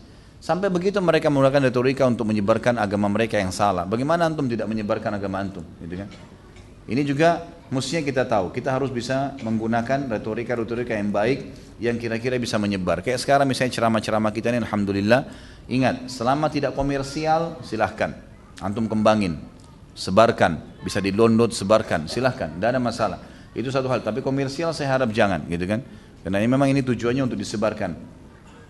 Kemudian yang ke-10 teman-teman sekalian adalah mengambil pelajaran dari dai-dai yang senior. Ya. Jadi tadi mengembangkan retorika, kemudian yang ke-10 mengambil pelajaran dari dai-dai senior yang sudah punya pengalaman. Terutama kalau kita ingin masuk ke sebuah lokasi baru, seperti misalnya saya ingin ceramah di Irian, jangan terjun bebas gitu kan. Tapi kita coba cari tahu siapa nih dai yang pernah ke sana, atau kita baca informasi tentang tempat-tempatnya gitu kan. Saya waktu pertama datang ke Irian, masuk ke pedalaman, saya nggak ngerti apapun waktu itu.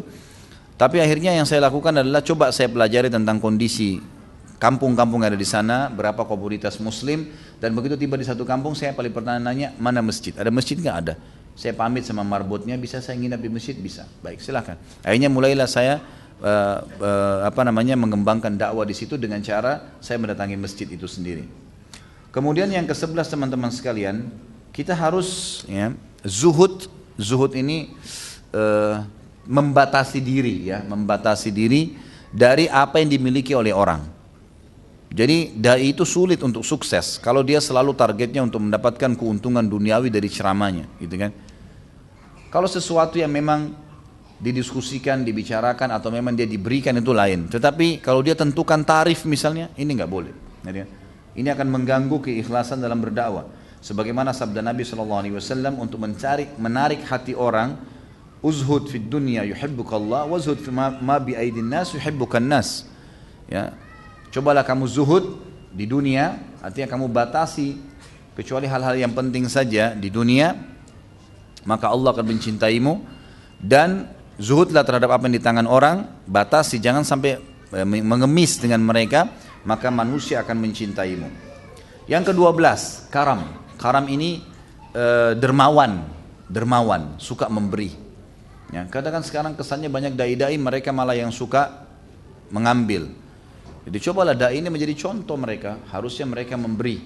Ya, memberikan hadiah, mentraktir makan, mengasih apa gitu kan. Jadi memang mereka yang memberi. Ibnu Abbas radhiyallahu anhu dalam sebuah kisah riwayat Bukhari disebutkan, beliau pernah jalan kemudian dicaci maki oleh seseorang tanpa sebab. Tiba-tiba dicaci maki, kamu begini, kamu mengaku seorang ulama, kamu mengaku, dicaci maki macam-macam. Ibnu Abbas diam, nggak ngomong. Setelah selesai orang itu ngomong semua caci makinya sudah habis, gitu kan? Maka kata beliau kepada ada seperti muridnya yang selalu ikutin sama dia, namanya disilakan dengan Gulam zaman dulu. Dia bilang, hai Gulam, tanyakan kepada orang yang ini, yang tadi caci maki dia, tanyakan, ada hajat nggak dia? Ada hajat apa saja penuhi, kasih dia. Dan kasihkan jubah saya, dilepas jubahnya, kasihkan jubah ini buat dia. Sampai orang itu yang jadi malu gitu. Bagaimana dai memiliki akhlak yang mulia seperti ini. Jadi jangan terbawa emosi, kalau orang bodoh, caci maki, biarin aja dia ngomong gitu kan. Tidak usah ikut-ikutan. Kemudian yang ke-13 adalah selalu menjaga penampilan yang rapi, bau badan yang wangi. Sunnah Nabi SAW. Memotong kumis, memakai pakaian yang bersih. Nabi SAW suka dengan itu, pakai wangi-wangian gitu kan. Jangan sampai dai-nya ngomong, kemudian orang semua pingsan karena bau mulutnya gitu kan. Ya. Atau mungkin bau badannya begitu orang mendekat, ini semua ngaco gitu, nggak bisa. Nah ini nanti orang jadi menjauh. Tapi dai itu selalu memang mengikuti sunnah Nabi SAW. Orang kalau mendekat orang senang, ya minimal dengan performan yang sudah saya sebutkan tadi. Kemudian yang ke-14 adalah merendah, tawadhu, ya, merendah dan memiliki akhlak Nabi Muhammad SAW. Karena dia adalah penerusnya Nabi SAW. Harusnya begitu, ya. Dia mempelajari tentang sirah Nabi dan dia mengikuti retorika dakwah Nabi SAW dalam bersabar, dalam cobaan, gitu kan. Kemudian bersyukur dalam nikmat, bagaimana beliau merangkul orang-orang, gitu kan. Sebab pernah dalam sebuah riwayat Bukhari dijelaskan ada satu orang Badui datang, lalu di hadapan Nabi Muhammad SAW dan di hadapan para sahabatnya orang ini mengatakan, hai Muhammad, berikan saya apa yang kau milikin. Kasar sekali. Para sahabat begitu lihat caranya minta gini, nih kurang ajar benar orang ini, gitu kan. Tapi Nabi SAW tersenyum, lalu memberikan ke dia, memberikan ke orang itu. Diberikan di hadapan para sahabat. Sahabat semua diam karena Nabi SAW melakukan itu. Ternyata orang ini mengatakan, ini belum seberapa. Sudah dikasih, terus dia bilang ini belum seberapa. Bayangkan bagaimana memancing emosi gitu kan. Lalu kata Nabi SAW, baiklah, kalau begitu kamu ikut ke rumah saya akan tambahkan untukmu. Ikutlah orang ini. Berdua dengan Nabi SAW ke rumah. Lalu kata Nabi SAW, ini saya kasih lagi, cukupkah? Yang kedua kali dia mengatakan, belum hai Muhammad. Masih minta lagi. Lalu Nabi SAW keluarkan lagi, diberikan lagi. Kemudian sampai yang ketiga dikasih, lalu dia mengatakan cukuplah. Dan dia sempat mengatakan jazakallahu khair. Jadi ternyata ini cuma karena retorika dia, kebiasaannya gitu ya. Kebiasaan dia menggunakan kata-kata yang mungkin dianggap kasar, mungkin bagi dia tidak kasar. Ya. Mungkin teman-teman kalau dari Makassar tahu nih di sini. Bagaimana teman-teman di Makassar kalau ngomong, lampu itu kalau mau dimatikan dia bilang apa? Hah? Bunuh lampu. Itu udah biasa. Jadi antum jangan kaget kalau ke Makassar dengar orang matikan lampu itu bunuh lampunya. Lampu aja dibunuh gitu kan. Tapi sudah begitu retorika. Dan itu bukan niat kasar ya. Bukan niat kasar. Memang sudah begitu bahasanya. Kan sudah begitu. Mungkin kita berteman sama teman-teman nelayan biasa teriak-teriak panggil temannya. Itu suaranya tinggi. Memang sudah biasa begitu. Nabi SAW ketemu sama Baduin. Lalu ternyata dia setelah dikasih apa yang dia mau. Dia memang punya target. Belum capai. Dia bilang belum ya Rasulullah. Waktu dikasih sempurna dia mengatakan jazakallah khair. Kata Nabi SAW, kalimat yang kau ucapkan ini mulia. Ini yang kau ucapkan baik, tepat gitu kan. Ketahuilah, tadi waktu kamu datang, kamu menggunakan retorika yang kurang tepat, kurang baik. Dan di diri sahabat-sahabatku ada masalah. Mereka membencimu dengan perkataan tadi. Maka kamu mau nggak? Kalau kamu pulang, kamu sekarang keluar sama saya ke depan, lalu kamu mengucapkan kalimat yang sama yang kamu ucapkan tadi, jazakallah khair. Dia mengatakan tentu, saya akan ucapkan. Baik, keluarlah Nabi SAW, lalu Nabi SAW langsung mengkelirkan masalah pada saat itu. Dan ini penting teman-teman sekalian, ada masalah kelirkan. Jangan ditunda, jangan dinginapkan. Menginapkan masalah ini akan membuka pintu-pintu syaitan. Gitu kan? Maka yang terjadi adalah Nabi SAW mengatakan, tadi waktu saudara kita ini datang, dia mengucapkan kalimat yang sudah kalian dengar. Dan saya yakin ada yang mengganja dalam hati kalian. Ketahuilah, saudara kita ini memang punya hajat dan sudah ya saya penuhi hajatnya. Bukankah begitu hai saudaraku? Maka dia mengatakan iya. Semoga Allah membalas anda dengan kebaikan wahai Rasulullah. Gitu kan? Lalu kata Nabi SAW, bukankah kalian sudah dengar? Maka mulai sekarang jangan sampai kalian salah faham dengan saudara kalian ini. Jadi begitulah cara Nabi SAW meluruskan kesalahan-kesalahan dari akhlak. Yang ke-15 tasamuh. Tasamuh itu memaafkan, toleransi dalam hal yang boleh ditoleransi. Ya. Kemudian yang ke-16, ini tentu butuh dirinya satu-satu tapi karena waktu ya jadi saya batasi. Yang ke-16 adalah punya tekad dan prinsip yang kuat pada kebenaran. Jadi jangan antum goyah. Ya, ini benar, pegang teguh pada itu. Ya, kita hanya bisa berubah kalau ada dalil yang lebih kuat, hanya itu. Kalau enggak berpegang teguh pada pendapat. Ini termasuk prinsip dasar, enggak boleh goyah gitu. Dimanapun antum berada, beda tempat, beda lokasi, beda audiens, tetap sama. Harus pertahankan masalah itu. Yang ke-17, qudwah, suri tauladan. Apa yang dia ucapkan, dia yang paling pertama mempraktekannya. Maka ini akan besar sekali efeknya di dakwah. Dan yang terakhir 18 adalah tidak menunda hidayah buat orang. Jadi misalnya ada orang mau masuk Islam, gitu kan, jangan ditunda ini. Harus segera dirangkul, gitu. Harus segera dirangkul. Langsung dudukin, langsung syahadatin, udah selesai. Jadi kalau dia mati semenit kemudian, antum sudah dapat pahalanya. Dia juga sudah masuk surga. Tapi kalau kita tunda malah berbahaya buat dia.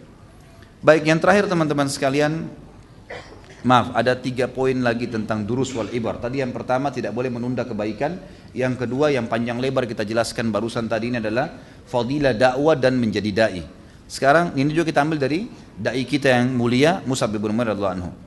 Kemudian kita masuk sekarang teman-teman sekalian yang ketiga adalah fadl zuhud.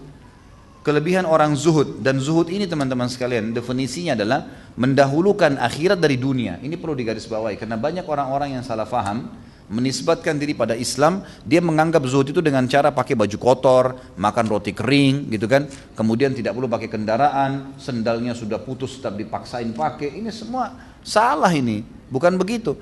Kalau kita baca kitab-kitab zuhud, berbicara tentang zuhud, kita temukan Abu Bakar, Umar, Uthman, Ali, Talha, Zubair, sahabat-sahabat Nabi ridwanullah alaihim yang kaya raya pun masuk dalam tokoh-tokoh pertama zuhud. Kenapa? Karena zuhud sebenarnya maknanya adalah mendahulukan akhirat dari dunia. Azan, sholat dulu, baru kemudian aktivitas yang lain gitu kan. Itu namanya zuhud. Dan perilaku Mus'ab tadi yang saya janjikan teman-teman, waktu beliau masuk ke masjid dan ternyata ditemukan bajunya ada yang ya ditempel dengan kulit, ini adalah pilihan beliau pribadi, pilihan beliau pribadi. Dan ulama merincikan, di sini bukan berarti zuhud seperti yang mencontohi Mus'ab dalam menempel baju, gitu kan? Tetapi Mus'ab radhiyallahu anhu mengambil keputusan untuk diri sendiri dan itu bukan menjadi sebuah hukum agama. Dan ini bukan masuk dalam bab rincian zuhud, tetapi perilaku sendiri pribadi. Ya.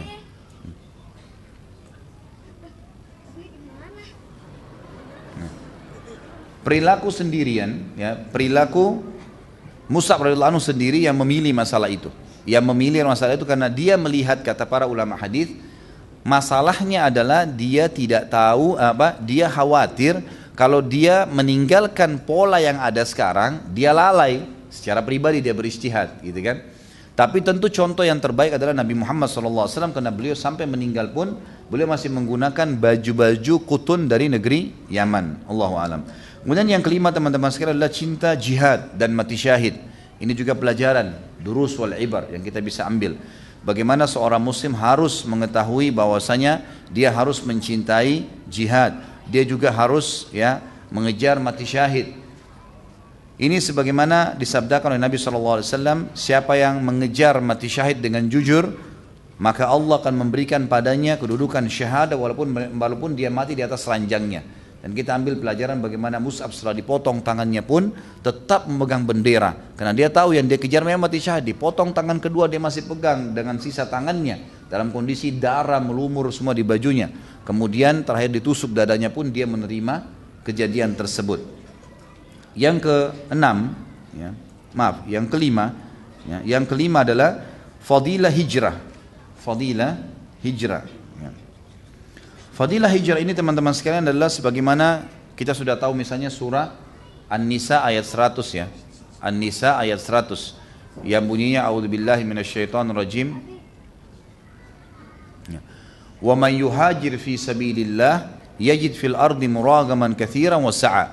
Siapa yang hijrah di jalan Allah, maka Allah akan berikan kepadanya jalan keluar, ya, jalan keluar dan rezeki yang luas, rezeki yang luas. Jadi kita harus tahu di sini hijrah termasuk perintah dalam agama kita. Kalau kita tahu berbahaya buat kita kalau tidak hijrah. Baik itu pindah kos-kosan tadi saya bilang di awal, tempat sewa kontrakan.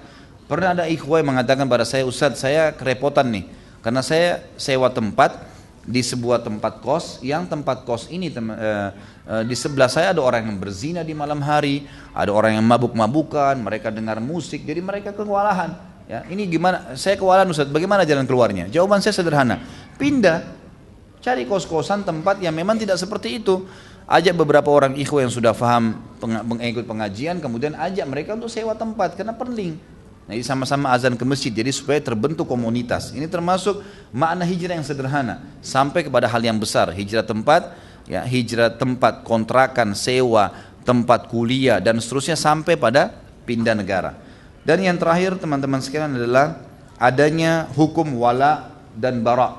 Ini sebenarnya memang butuh rincian panjang ya, tapi karena sudah menjelang maghrib maka kita ringkaskan teman-teman sekalian. Adalah al-wala wal bara, diistilahkan dalam ilmu akidah kita. Wala itu adalah menggantungkan diri atau menyandarkan diri pada orang-orang yang beriman. Menjadikan mereka sebagai sahabat, tempat untuk meminta pertolongan, bantuan dan seterusnya. Bara adalah berlepas diri dari orang-orang yang kafir dan orang-orang munafik, berlepas diri. Dan ini perlu kita garis bawahi teman-teman sekalian. Kalau dalam Islam, persaudaraan dalam Islam lebih tinggi daripada persaudaraan sekandung. Kalau persaudaraan sekandung itu dalam keadaan kufur. Kalau dalam keadaan beriman berarti dia mendapatkan fadilah, karena ada hubungan rahim dan ada hubungan persaudaraan Islam. Tapi kalau ada saudara kita non muslim ya dipertemukan dengan saudara muslim seiman, maka yang lebih tinggi derajatnya saudara muslim seiman. Buktinya teman-teman sekalian, kalau ada anak-anak dalam keadaan kafir, maka kalau dia meninggal dalam keadaan kafir atau ayahnya meninggal dalam keadaan beriman dan dia kafir, si anak ini tidak ada warisan di antara mereka. Gitu kan? Jadi ini memang bukti nyata dan ini disebutkan oleh penulis buku dan juga disebutkan ini di halaman 82 ya tentang masalah itu.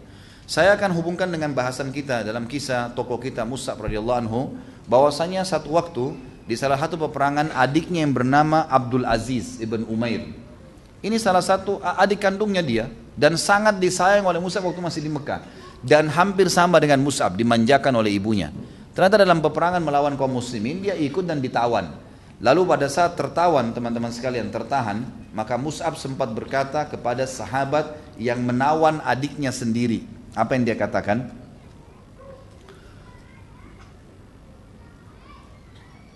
Baik, saya bacakan di halaman 82 ya. Salah seorang tawanan adalah Abdul Aziz bin Umair bin Hisham, saudara kandung Mus'ab bin Umair. Abdul Aziz berkata, Mus'ab bin Umair melewatiku ketika seorang Ansar menawanku dan Mus'ab sempat berkata, kakak ini yang beriman Mus'ab berkata kepada saudara muslimnya yang sedang menawan adik kandungnya, kuatkan ikatanmu kepadanya karena ibunya orang kaya, dia akan menebusmu berapapun yang kau minta. Abdul Aziz berkata, aku tinggal bersama beberapa orang Ansar ketika mereka pulang dari perang Badar. Jadi ini kejadian di perang Badar. Jika saat makan pagi dan petang tiba, mereka memberiku roti, sedangkan mereka sendiri makan kurma, karena mereka menjalankan wasiat Rasulullah SAW agar berbuat baik kepada kami para tawanan. Tidak ada potongan roti yang jatuh ke tangan salah seorang dari mereka kecuali dia mengembalikannya kepadaku, sehingga aku merasa malu dan memberikannya kepada salah seorang dari mereka kembali, namun dia menolak dan mengembalikan lagi kepadaku. Kemudian Ibnu Hisham meriwayatkan, maksudnya di sini Nabi SAW mewasiatkan sahabat untuk berbuat baik dengan tawanan. Dan ini Abdul Aziz menceritakan tentang keadaan kakaknya dan keadaan muslimin. Ibnu Hisham mengatakan Abdul Aziz adalah pemegang panji orang-orang musyrikin di perang Badr setelah An-Nadhr ibn Harith. Gitu kan. Kemudian Abdul Aziz sempat berkata kepada Mus'ab, saudaraku, ya, itulah kata-katamu kepadaku. Artinya masa kamu bilang kuatkan ikatan nih dan ada tebusan yang besar karena ibunya orang kaya. Maka tiba-tiba Mus'ab mengatakan, dia yang sedang nawan kamu ini saudaraku dan kau bukan saudaraku. Lalu kemudian Abdul Aziz ditebus oleh ibunya dengan 4.000 dirham yang diambil oleh sahabat tadi. Dan ini yang ingin dititik beratkan teman-teman sekalian, ternyata al-wala wal bara penting sekali. Al-wala wal bara penting sekali. Kalau orang-orang kafir, maka kita harus tahu ada batasan-batasan yang tidak ada hubungan kita dengan mereka, dan kita harus mendahulukan saudara kita seiman. Allahu a'lam. Berapa menit lagi azan?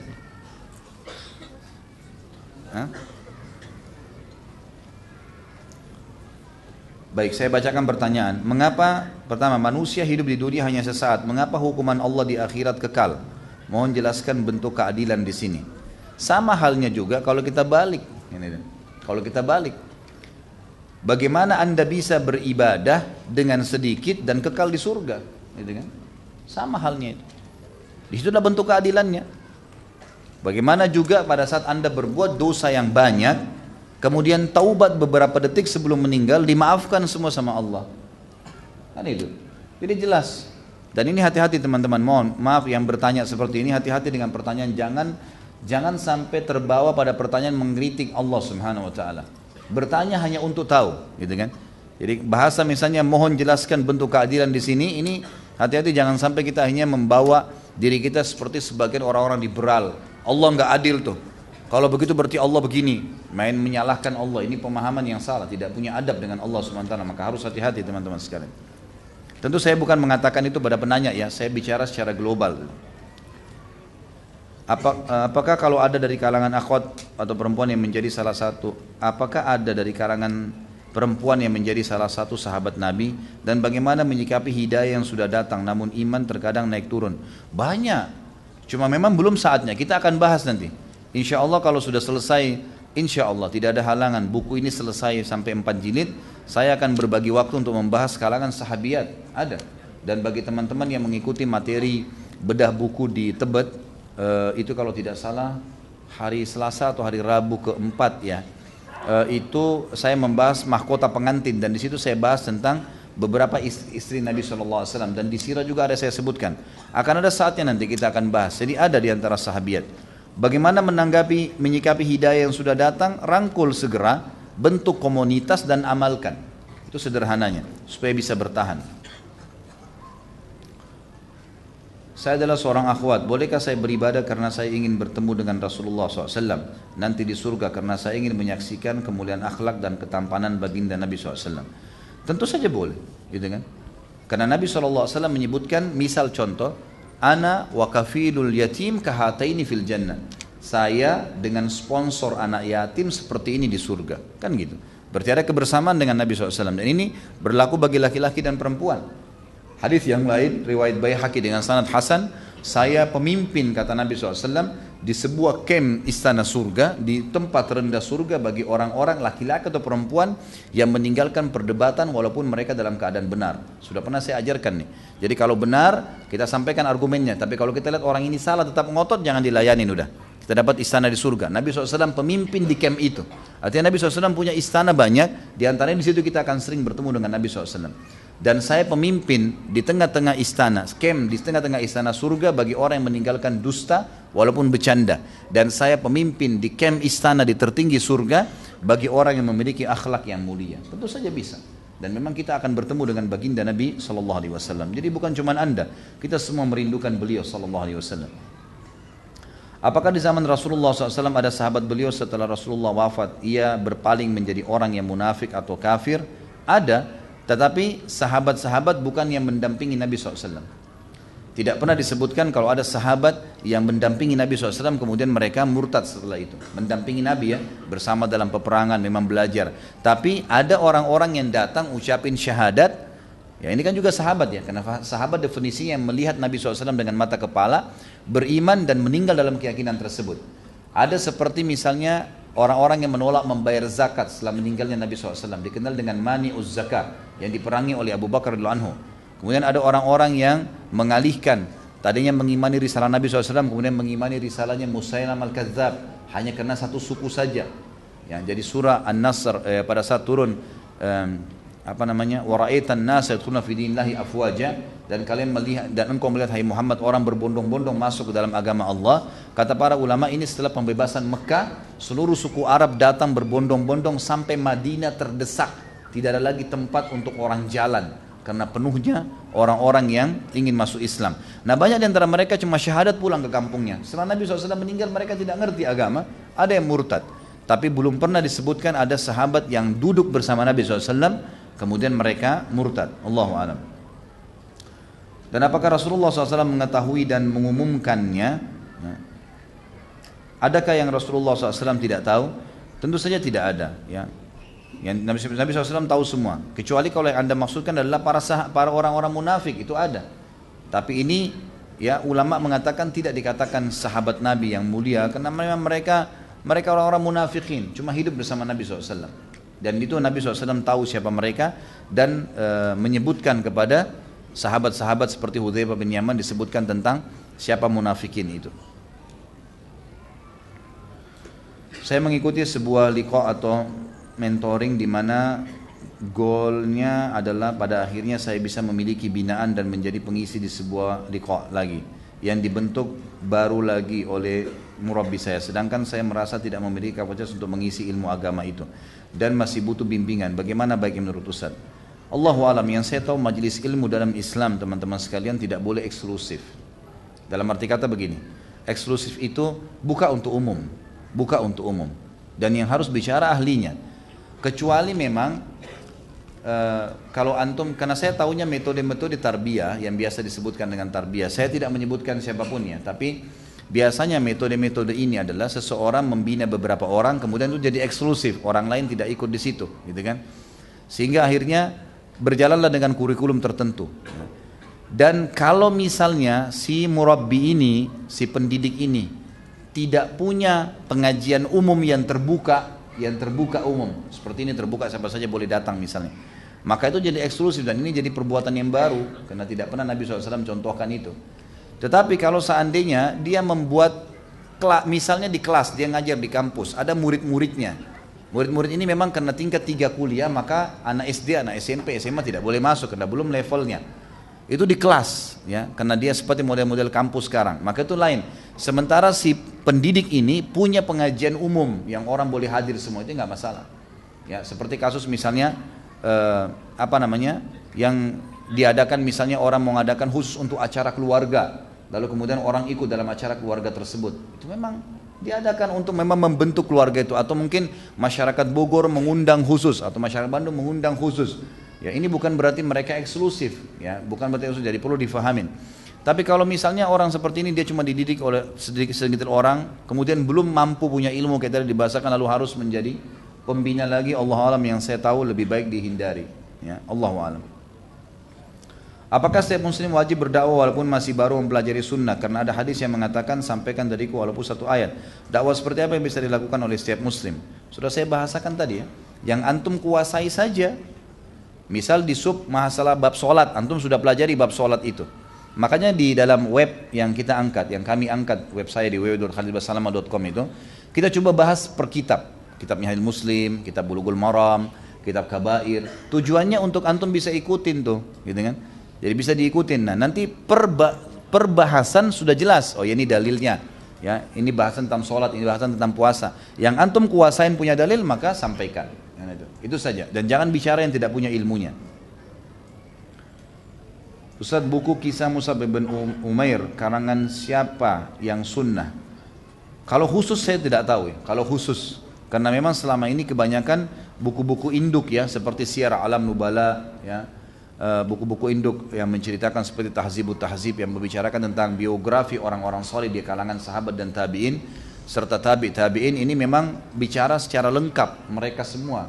Kalau khusus saya belum temukan, tapi tokoh-tokoh tertentu seperti misalnya Abu Bakar, Umar, Uthman, Ali Khulafaur Rasyidin, 10 jami'ul surga ini biasa sudah disebutkan. Kalau Mus'ab saya pribadi belum temukan, mungkin keterbatasan saya gitu kan. Tapi bukan di depan antum, insya Allah ini sudah cukup untuk dibaca. Pada bahasan atau kajian bulan lalu tentang sahabat dari golongan budak. Salim Maula Abi Hudzaifah radhiyallahu anhu dijelaskan Salim menikah dengan sepupu Abu Hudzaifah. Siapakah namanya? Sama sepupu Abu Hudzaifah itu kalau saya tidak salah Zainab.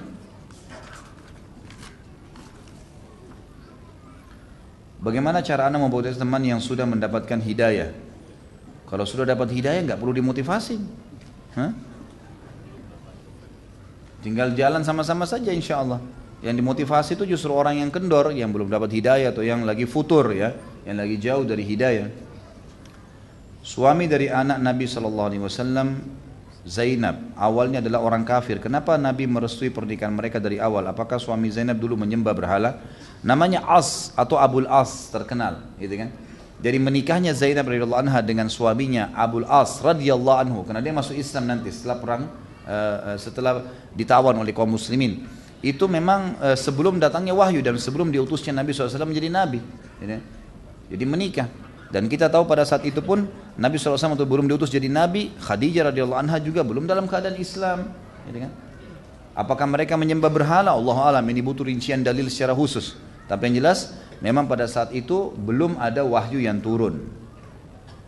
Bagaimana cara mendakwai keluarga yang masih melakukan bid'ah?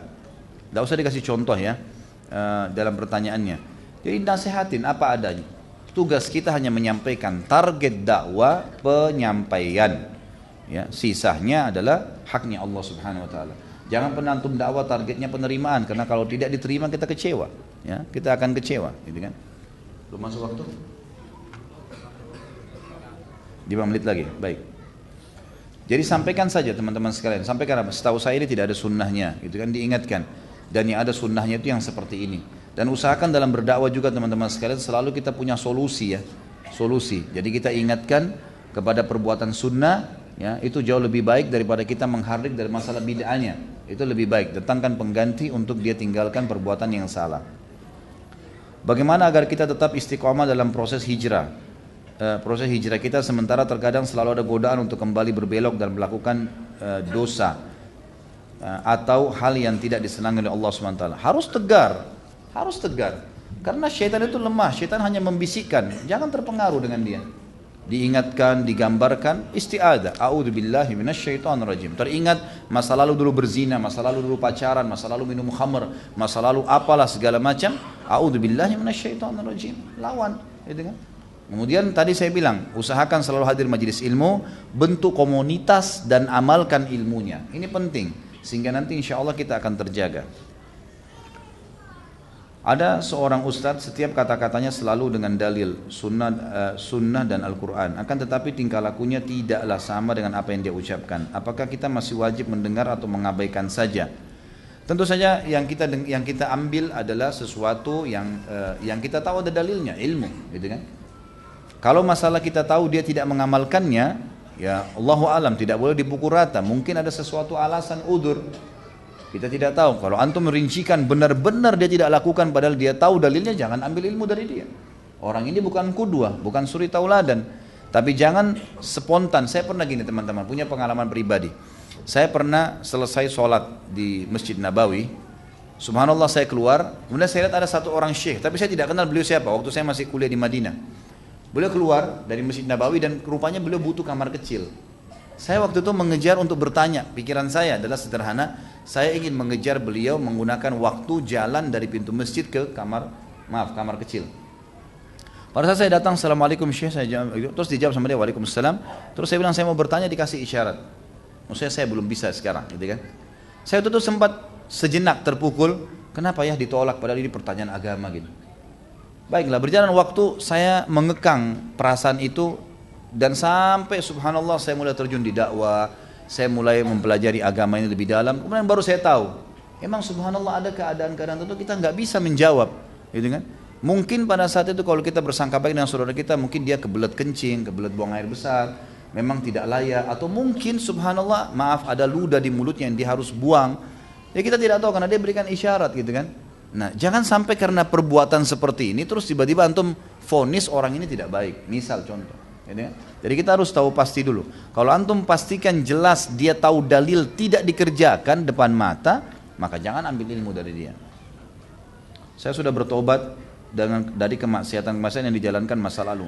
Baru saja saya hijrah, saya menyesal dengan perbuatan yang lalu. Saya tidak akan mengulangi. Saya juga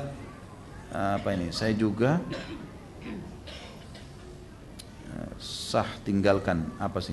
Saya coba melakukan amal-amalan belajar ilmu dan berikan diri kepada Allah. Pertanyaannya, kenapa hati saya belum tenang? Selalu galau dan gelisah, ada saja yang terjadi. Apa masih banyak dosa yang melekat? Bagaimana hati saya bisa mendapatkan ketenangan yang sebenarnya? Iya, kalau galau itu masih ada dosa.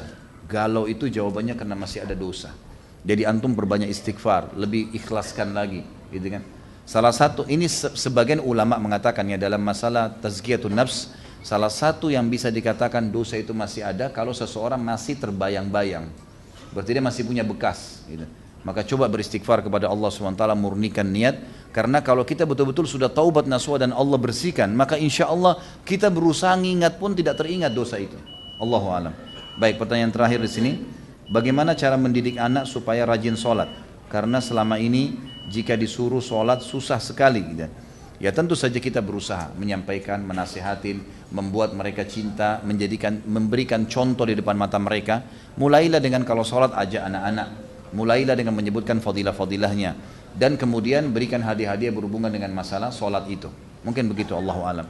Mudah-mudahan apa yang kita bahas hari ini bermanfaat dan semoga Allah SWT memberkahi majelis kita dan juga menjadikan ini tambahan amal buat kita di hari kiamat nanti. Sebentar.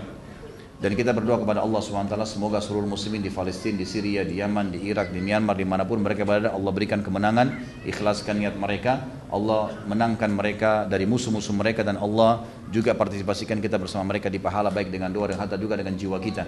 Dan semoga Allah dengan kemahamurahannya menyatukan kita semua di surga firdausnya tanpa hisab, semana ia satukan kita di majlis ilmu yang mulia ini. Kalau benar dari Allah, kalau rasa dari saya mohon dimaafkan. Subhanakallahumma wa bihamdika asyhadu an la ilaha illallah astaghfirullah wa atubu ilaih. Wassalamualaikum warahmatullahi wabarakatuh.